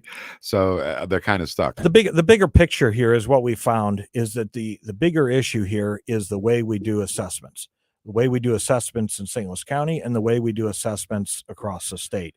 And this whole senior tax credit will drive a different conversation on how do we modify, repeal, modernize the way we do assessments across the state. And hopefully that's a bigger conversation. And if we maybe have a different, I guess, fairer system, then maybe we won't need this tax credit. But right now, people are getting these huge bills, and we'll be getting them here the first part in December. Okay, so I have complained on this show that Democrats are better at carrying a narrative than Republicans are. You know, they just seem to be better at taking something even though it's not true, but the narrative, what they call it, seems to stick. Don't say gay, right?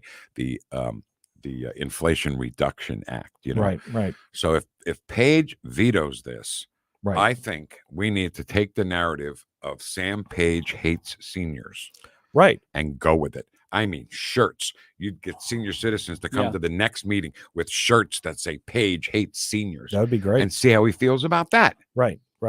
And for those that are listening at home, there is a couple of things here that could happen here. Is that he could veto this, and then we start over, and we have to get a fifth vote to override the veto. Oh no! Okay, so we have to go to other folks that have vehemently disagreed with this and try to get them to go with us. That's one option. The other option is that what's in the state statute is that you can petition the residents through a ballot initiative, on a future ballot, and ask for that to be put on a ballot to vote on. How many it. signatures do you need for that to go? Roughly about 30,000 signatures. I think that can happen. I think you can. I Get would hope so. signatures. I would hope so, but you would almost have to get at least one signature from almost every senior household and others.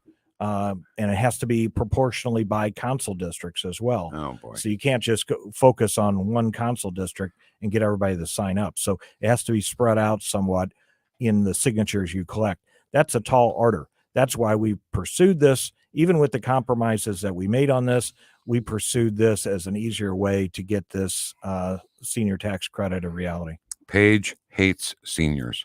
That's the narrative we need to carry. Mhm. We need to push, and we need to let everybody who watches the county council meetings, or even who doesn't, people who are just watching the news, and the news person says, well, people showed up in big numbers today at the county council meeting with shirts that say, Page hates seniors. Right. You know what I mean? We got to let the people know. Right. We can't let them get away with not just this, everything. You brought up just off the air that there's a rumor going around he may be a part-time anesthesiologist still, which is against the county charter. Correct. All right. We need to switch gears because Okay. we need to Manchester annexation. What happened there?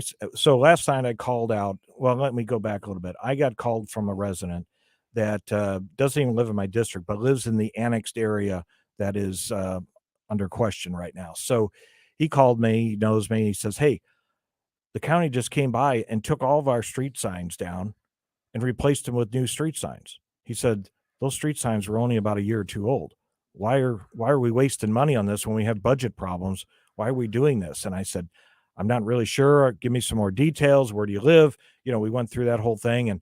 And so I said, "Do you live in the annexed area or the proposed annexed area?" And he says, "Yeah." And I go, "Okay, let me get back to you. I think I know what's happening here." So I jumped in my car and drove over on Dietrich Road and Carmen Road. And every street sign has been replaced. I mean, not just the name of the street, it's all the striped safety signs, the no left turn, no right turn, whatever. Every sign, and in many of the poles that those signs are on, have been replaced as well. So all this money is being infused into this area to persuade people that says stay with the county on this annexation.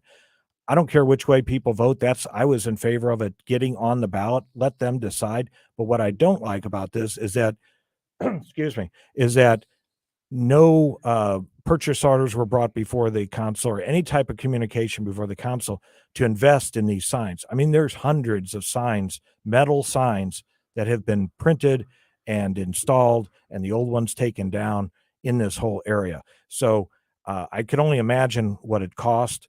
And this was not run by us. And when we're in such a budget tightening era right now, this is using our money to a very specific area to fit a very specific agenda and narrative.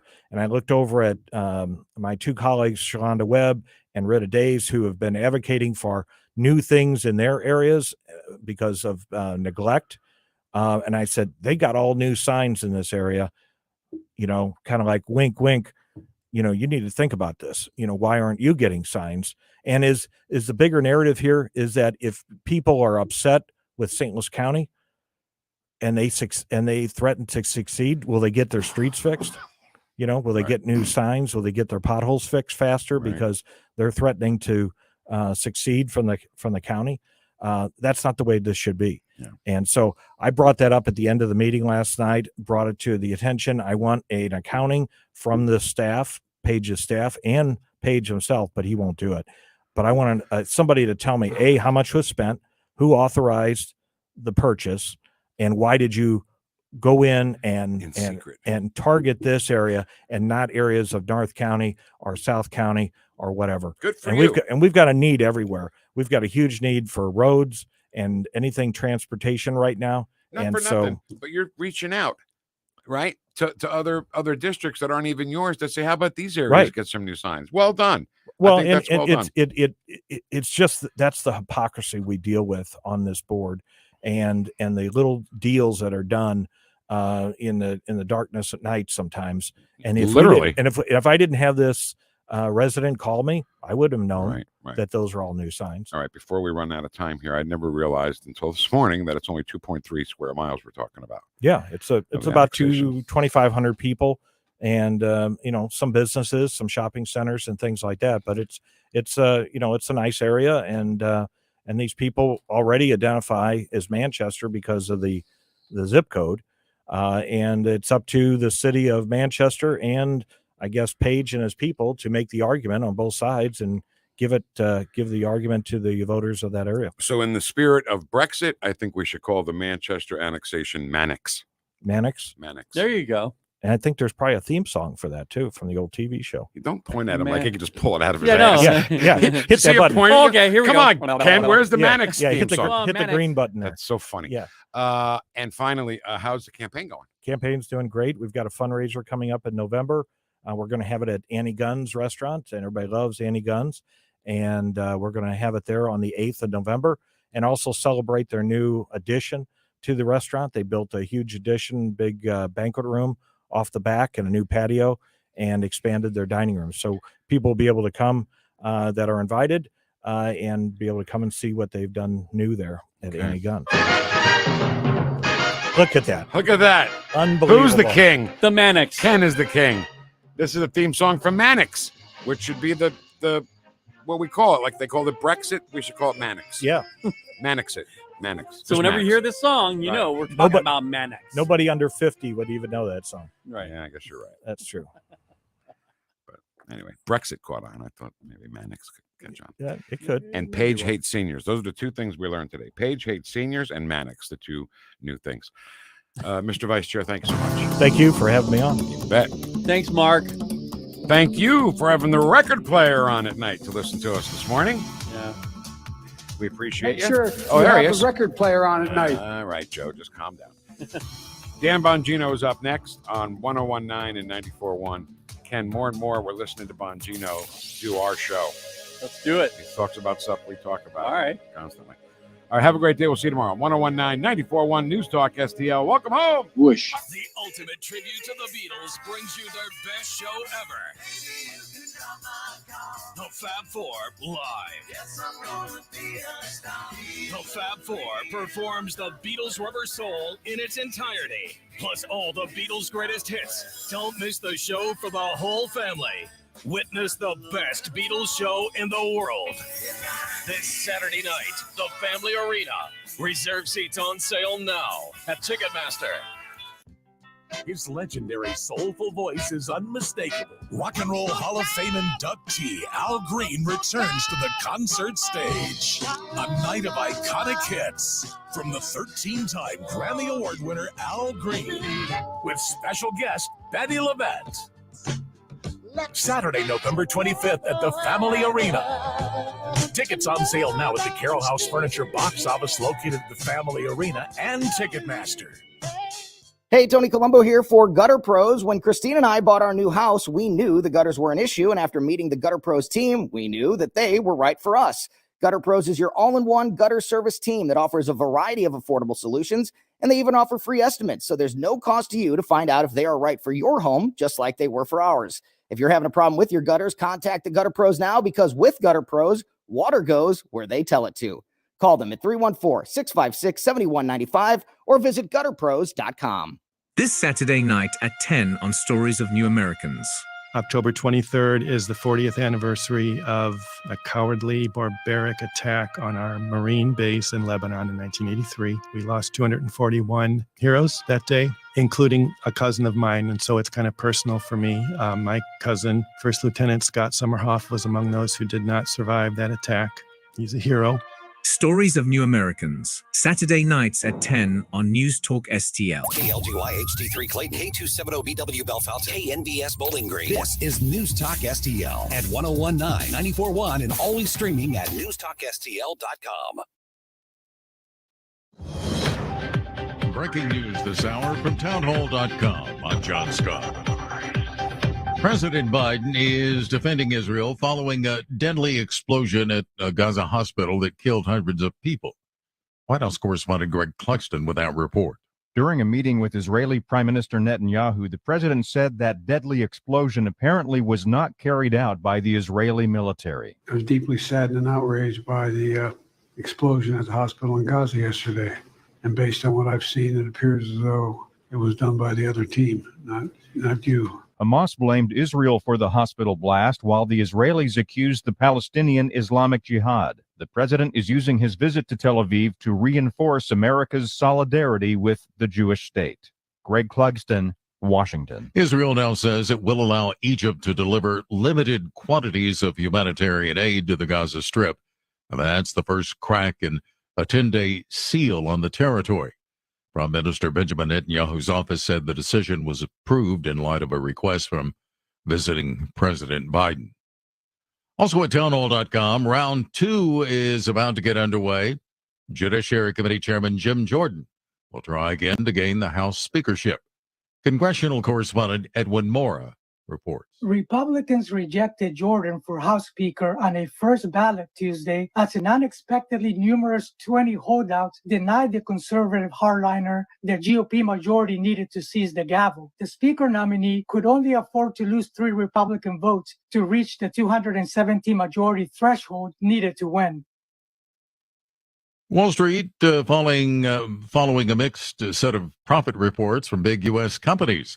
The Dow is down 195 points. The NASDAQ losing 130 points. More at townhall.com. Hi, former CI officer and survival expert Jason Hansen here. I teach people how to prepare for the unexpected. And right now, most Americans with a 401k, IRA, or other types of retirement accounts are not prepared for a financial crisis that could hit the U.S. in the next 45 days if we don't fix our ramped up government spending. I have partnered with Advantage Gold, the #1 rated precious metals company in America, to release my new financial crisis survival kit that's 100% free for everyone with a retirement account who calls in today. Simply call 800-900-8000. My financial crisis survival kit is jam-packed with valuable information on how you can protect yourself with physical gold and silver. Your first step to protection is calling 800-900-8000 and speaking to one of their gold IRA specialists. Advantage Gold is not an investment advisor or a tax advisor. Check with your financial advisor before investing. Again, simply call 800-900-8000. The Indian government says it will allow the... From the Michaels Flooring Outlet Weather Center.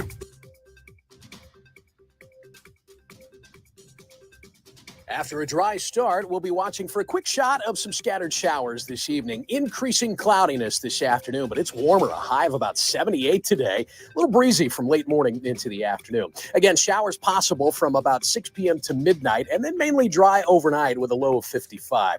Some early sun Thursday, but then the clouds return. A stray sprinkle or shower cannot be ruled out tomorrow. Thursday's high at about 70.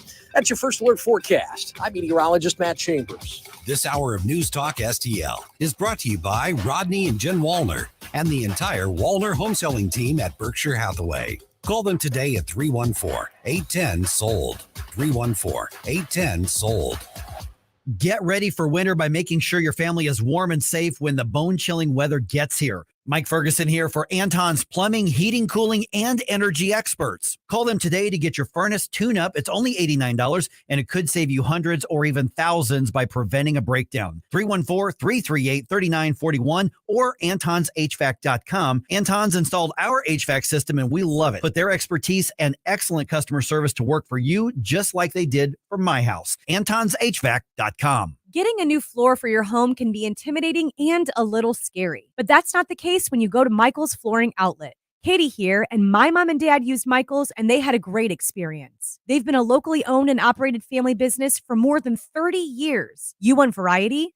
Michael's has carpet, hardwood, laminate, ceramic tile, luxury vinyl, natural stone, and many other options. Shop in-store at one of their 3 locations in Creve Coeur, Dardine Prairie, or St. Peter's. Check out everything that Michael's has to offer at igotfloored.com. Hey, I'd like you to get to know Dr. Daniel Cusimano and Dr. Megan Dwyer. Those are dentists and my dental team, along with their dental team at Advanced Dentistry of St. Charles. You know, whether it's economic value with their dental savings plan and their real concern about giving you value, which is, of course, quality at a great price, or whether it's their personal values, their dedication to absolute precision. I can tell you when I go in and get my treatment there, or just a cleaning, whatever, it's always, I get this feeling, it's like laser-guided precision. Well, yeah, they have lasers, but they don't do that for everything. Of course, it's the right tool for the right job. Whether it is dental implants, whether it's just general dentistry, cosmetic dentistry, and by the way, he can use some Botox in all the right ways for those applications as well. You'll find the greatest of care, the greatest value delivered with people who have real values, the values we share at Advanced Dentistry of St. Charles. Get to know them by calling 636-978-0226, 636-978-0226, or advanceddentistrynow.com. That's Advanced Dentistry of St. Charles.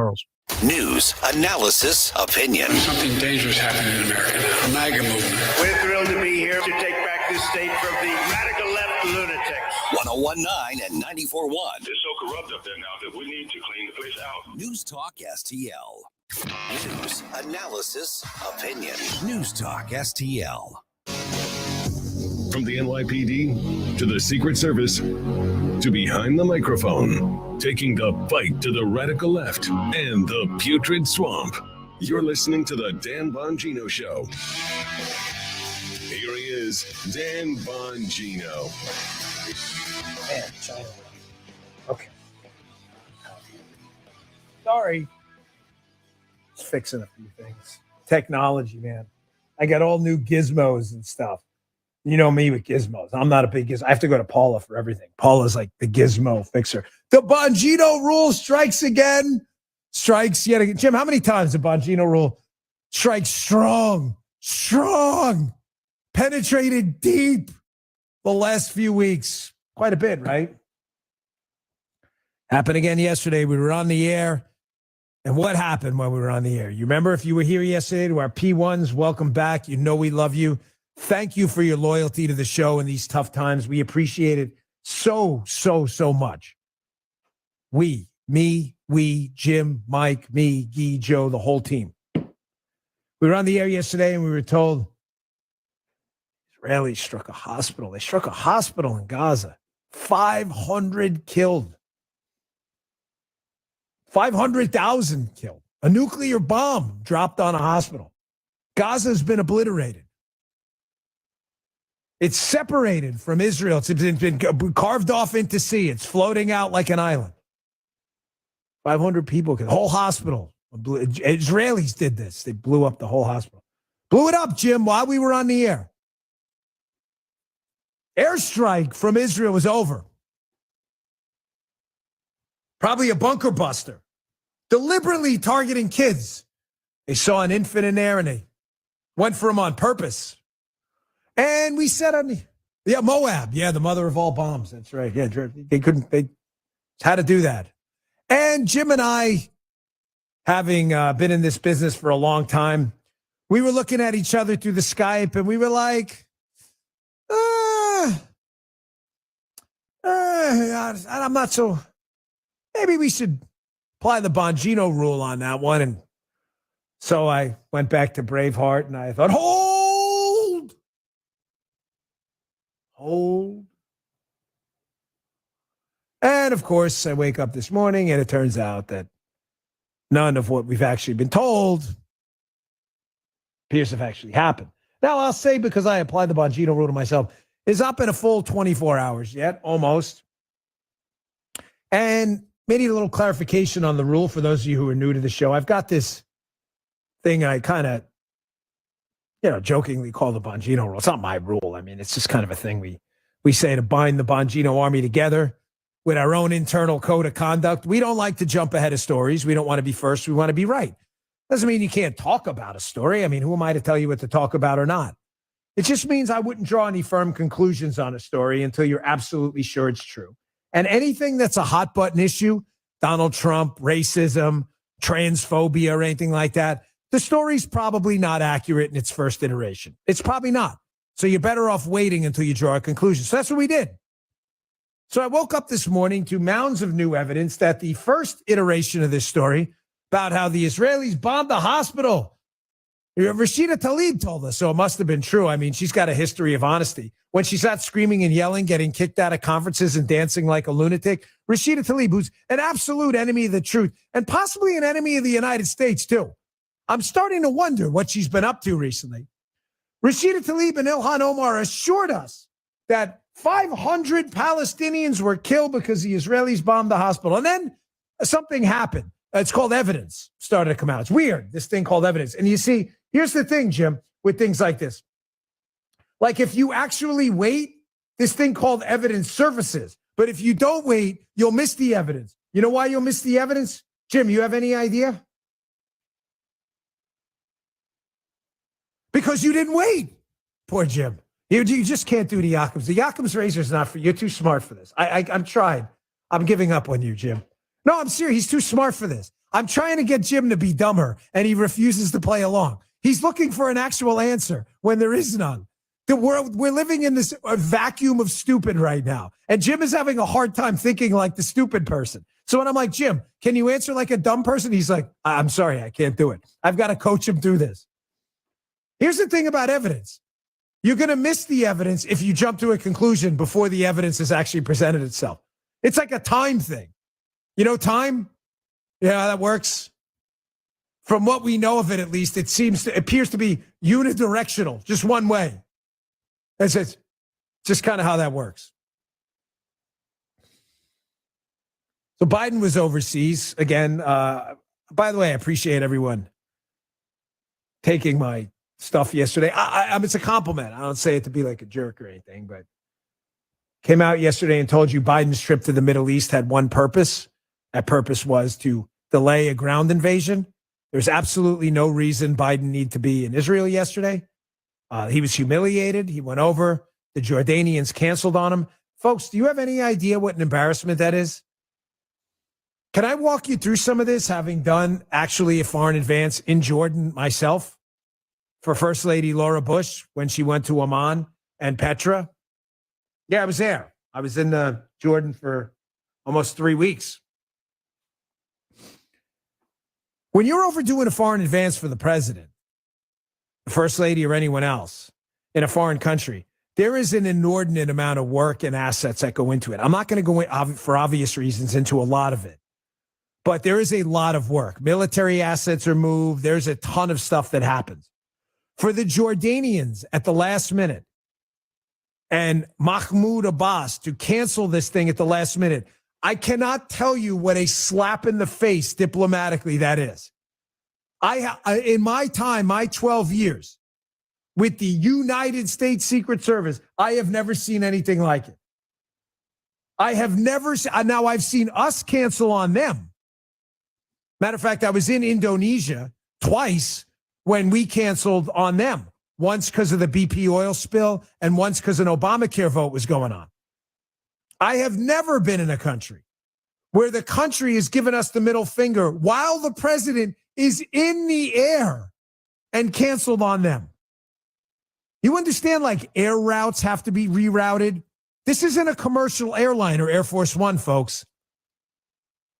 There's things that happen in the air.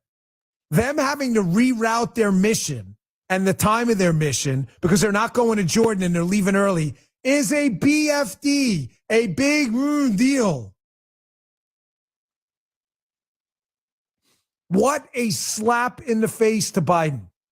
Then he goes over there, and as I said to you yesterday, his only purpose is to delay the ground invasion. That's all he's doing there, folks. This has nothing to do with diplomacy. He goes over there, and he says this about the other team. The other team? What the hell is this, a flag football game? Check this out. I was deeply saddened and outraged by the explosion at the hospital in Gaza yesterday. And based on what I've seen, it appears as though it was done by the other team, not you. But there's a lot of people out there not sure. So we got to overcome a lot of things. Oh my gosh. Folks, the other team, like we're talking about a kid's volleyball game. As he's mumbling, you know what he sounds like? I've never actually seen the movie, so I should. The Godfather. I know. I'm going to get 1,000. I'm sorry. I know I'm Italian. I haven't seen The Godfather. I don't know what to tell you. I'm not going to lie to you. Jim thinks it's a disgrace to humankind. Jim loves working here, but he actually wanted me to resign immediately when I said that. I'm not leaving. I'm like that character in Wolf of Wall Street, Jordan Bell. I'm not leaving because I haven't seen The Godfather. But that's what he sounds like. The other team. This is him. This guy, please stay away from the Middle East. Like, I want to stay out of World War III. We do not need to be getting involved in foreign wars right now. There's a lot we can do behind the scenes diplomatically, okay? We can push the Egyptians. We give them billions and billions over the years in aid. We can push these countries we were involved in the Abraham Accord negotiations with to normalize relations despite this. There's a lot of ways to calm this down. But getting in the way of what the Israelis are doing to take care of that problem over there is not going to help anyone. And that's exactly what he's doing. The other team. Like this is a JV football game or something. It's just like the craziest news day I think we've had yet, too. And coming from yesterday, it's saying a lot. The House Speaker vote, round 2, is underway right now, too.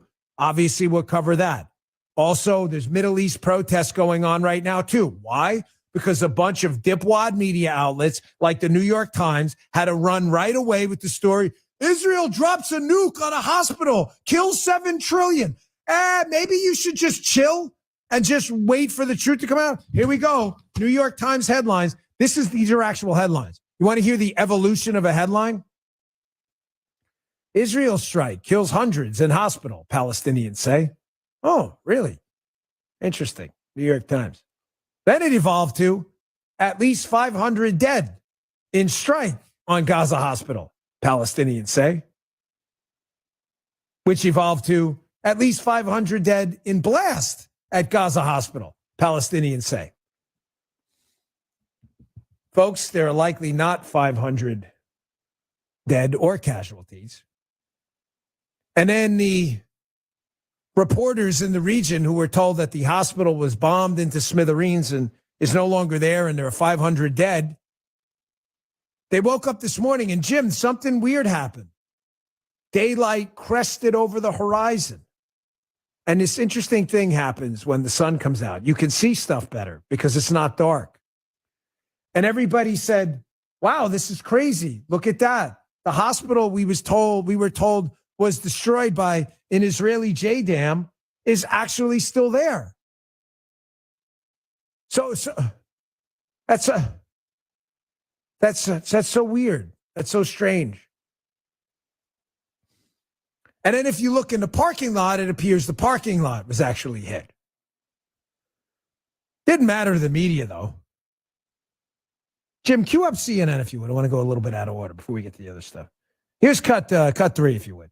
Here's a CNN analyst like, hey, facts be damned. I don't know squat, but let me just go on the air and say, hey, you know what? International opinion is going to change against the Israelis, right? They could be in real trouble. Here, check this out. What those images add up to is a mass casualty event that could change the international opinion of what Israel is doing right now. It could shift international opinion against them. It's already shifted that opinion in the Arab world against Israel. Israeli news channels are still covering hostage families. Arab news channels are covering the destruction inside Gaza. But this is a denied area. So Israel, international investigators, we can't get in to see what brought that structure down. Remember, Israel's also trying to target the subterranean weapon storage caches, rocket launcher facilities, and Hamas has a pattern of having those types of things stationed near civilian areas. So she admits they can't get on the ground to actually see what happened, while she says in the beginning, listen, man, international opinion, could be turning. Let me tell you something. Jim, we're going to do a little lesson here, okay? I know a little bit about TV, did it for 13 years of my life, had my own TV show for 2 years. So did a couple hours on TV, kind of seen a few hits here or there. Had a radio show now for 2 years and 4 months, and a podcast for 8 years. So I do this stuff a lot. Can I give you all a golden rule like this analyst? This is a golden rule, not of the show, but for people in general. If you're going to do media work, nobody ever got in trouble for shutting up. Let me repeat that rule again. I'll make it a little more family friendly. Nobody ever got in trouble for shutting the hell up. When you go on TV, it's CNN, so it's a light audience, in front of tens of people, and there is a breaking news situation where the facts are unclear, it is okay for you to say, I don't know, and just shut the hell up. Nobody ever got in trouble for shutting the hell up. You only get in trouble on TV and look like an idiot when you don't shut the hell up. Folks, I used to get bookers reaching out to me all the time from networks all over planet Earth. No, I'm not kidding. Over in the UK. Oh, Dan, especially about cop stuff. There was a police shooting. Can you come on and comment? I'm on the road. I haven't seen it. Don't worry. We'll send you the video. I don't have time. I haven't analyzed it. I'm not going to talk about it. But I don't want to. I'm not interested. I haven't seen it. I don't know. And I'm not going to get in trouble for talking about something I don't know about. So I'm going to follow my own golden rule, which is shut the hell up. When in doubt, just shut the hell up. Shut the hell up. You'll never get in trouble. It's not hard. Because we woke up this morning and we found out that the facts on the ground look quite different than the original story about the Israelis bombing a hospital, killing 500 people, which, by the way, almost ignited another Benghazi incident at our embassies overseas. I had to take a break. We'll be right back. Bongino. Dr. Gorka here, and I want to talk to you for a minute about 100% drug-free Relief Factor. I've been taking Relief Factor for years now to help me deal with pain in my body. My wife takes it as well. The reason we tell everyone we know about it is simple. We found it really works to help our bodies fight off the inflammation that causes aches and pains. Whether it's the pain of injuries you've sustained or just the natural pain from the mileage over the years, Relief Factor can help. I've never looked back. Almost 70% of the more than 500,000 people who have tried Relief Factor end up ordering more. That's because it works for them the way it works for me. Isn't it time for you to get out of pain? Your first step to becoming pain-free should be to order the 3-week quick start for the discounted price of only $19.95. Go to relieffactor.com or call 800-4RELIEF to find out more about this offer. That's relieffactor.com or call 800-4RELIEF. Feel the difference. Dan Bongino.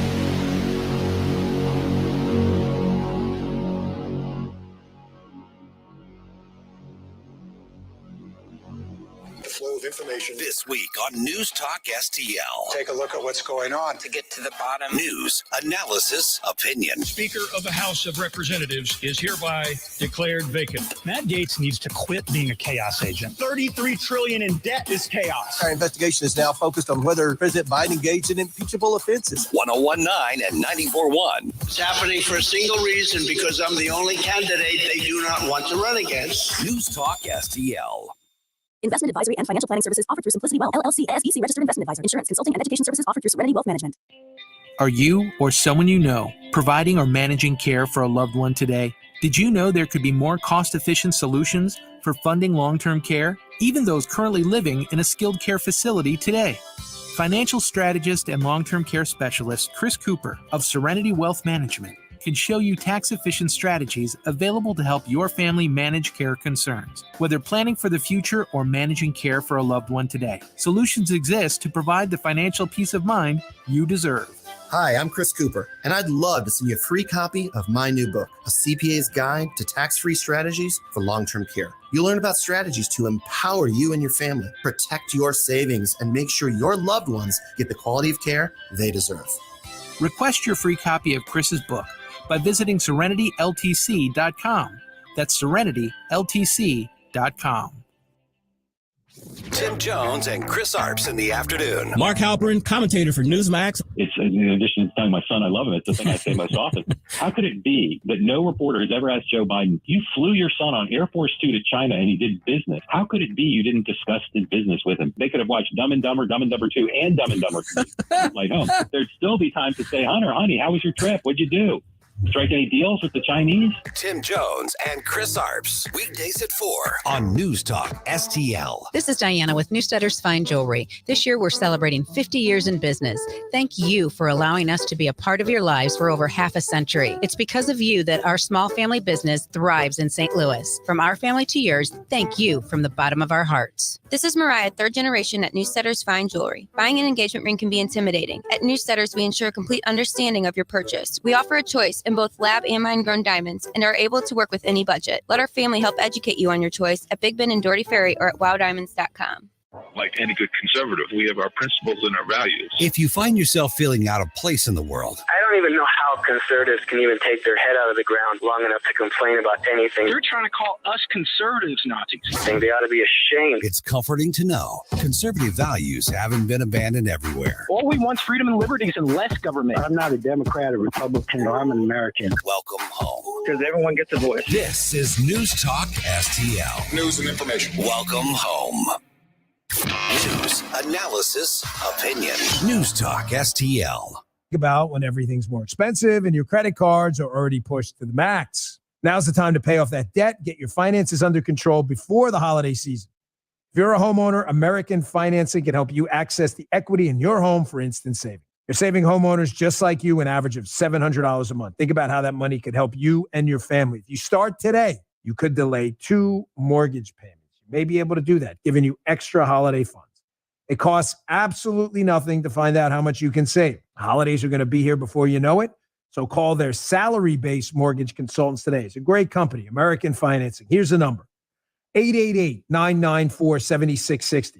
That's 888-994-7660, or you can visit them online at americanfinancing.net, americanfinancing.net, americanfinancing.net, NMLS 182334, NMLSconsumeraccess.org.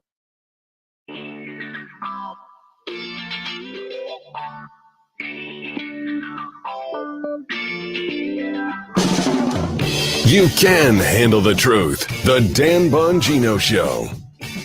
So Tim's one of our regular listeners. It corresponds with us a lot on Facebook. And he asked me to kind of do one of these lines, which I never do. It have to happen organically, but I think he's right. This is one of those moments where the first version of the story is never correct. Oh, I came home late. I had dirt all over my face. And then, mom walks in and goes, why do you have dirt all over your face? Oh, I was cleaning the chimney. Oh, we don't have a chimney. What? What happened you to have your that face? It's filthy. It is? Yes. Oh, yeah, I was cleaning the chimney. We have no chimney. What? Thank you, Tim. I usually don't do that, but I'll respond to requests for music, but not elements. But you're correct. That's the media with the Israel bombed the hospital story. 500 dead.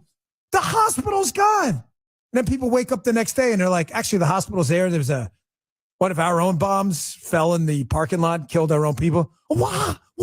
The media's like, what? The Palestinians have never done this before. Hamas has never, ever pulled an episode of BS propaganda. This is so crazy. What? We don't have to. What?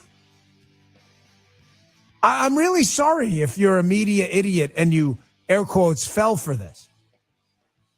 And by the way, the BS story the Biden team's putting out, that, oh yeah, the Jordanians and Abbas canceled the meeting with Biden because there's 3 days of mourning That is total garbage. Let's just say my contacts are telling you they basically told them, you, buddy, see ya. Folks, for 10 years, Patriot Mobile has been America's only Christian conservative wireless provider. And when I say only, trust me, they're the only one. Glenn and the team have been great supporters of the show. Love the guy, love the company. You guys have all been flooding the Patriot Mobile. I'm always proud to partner with them. They offer dependable nationwide coverage, giving you the ability to access all three major networks, which means you get the same coverage you've been accustomed to without funding the left. When you switch to Patriot Mobile, you're sending the message that you support free speech, religious freedom, the sanctity of life, the Second Amendment, our military, veteran, and first responder heroes. They're 100% U.S.-based customer service team. They make switching easy. Keep your number, keep your phone, or upgrade. Their team will help you find the best plan for your needs. Just go to patriotmobile.com/Dan or call 972-PATRIOT. Get free activation when you use the offer code Dan. Join me and make the switch today. patriotmobile.com/Dan. That's patriotmobile.com/Dan or call 972-PATRIOT. Dan Bongino.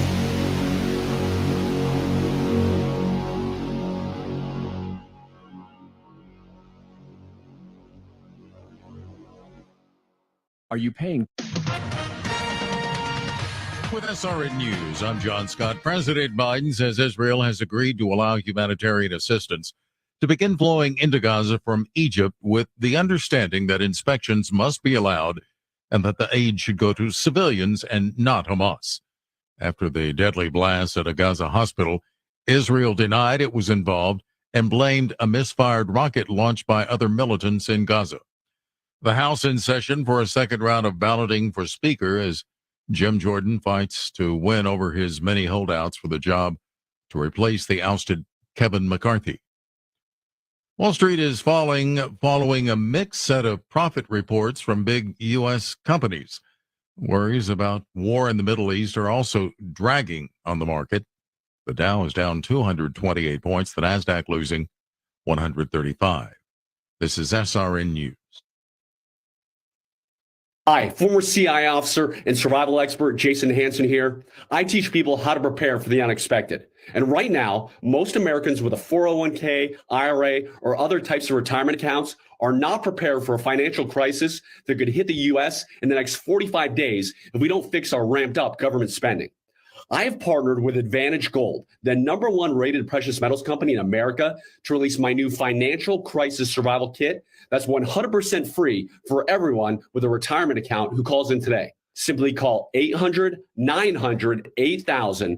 My financial crisis survival kit is jam-packed with valuable information on how you can protect yourself with physical gold and silver. Your first step to protection is calling 800-900-8000 and speaking to one of their gold IRA specialists. Advantage Gold is not an investment advisor or a tax advisor. Check with your financial advisor before investing. Again, simply call 800-900-8000.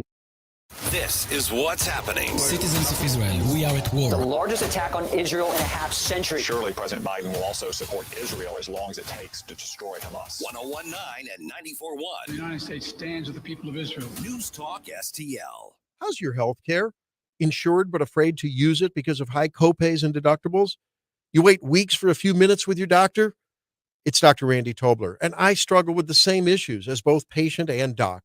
You want to know that you're the focus, not the billing codes or faceless denial experts at insurance skyscrapers, which is why I've decided there's a better way.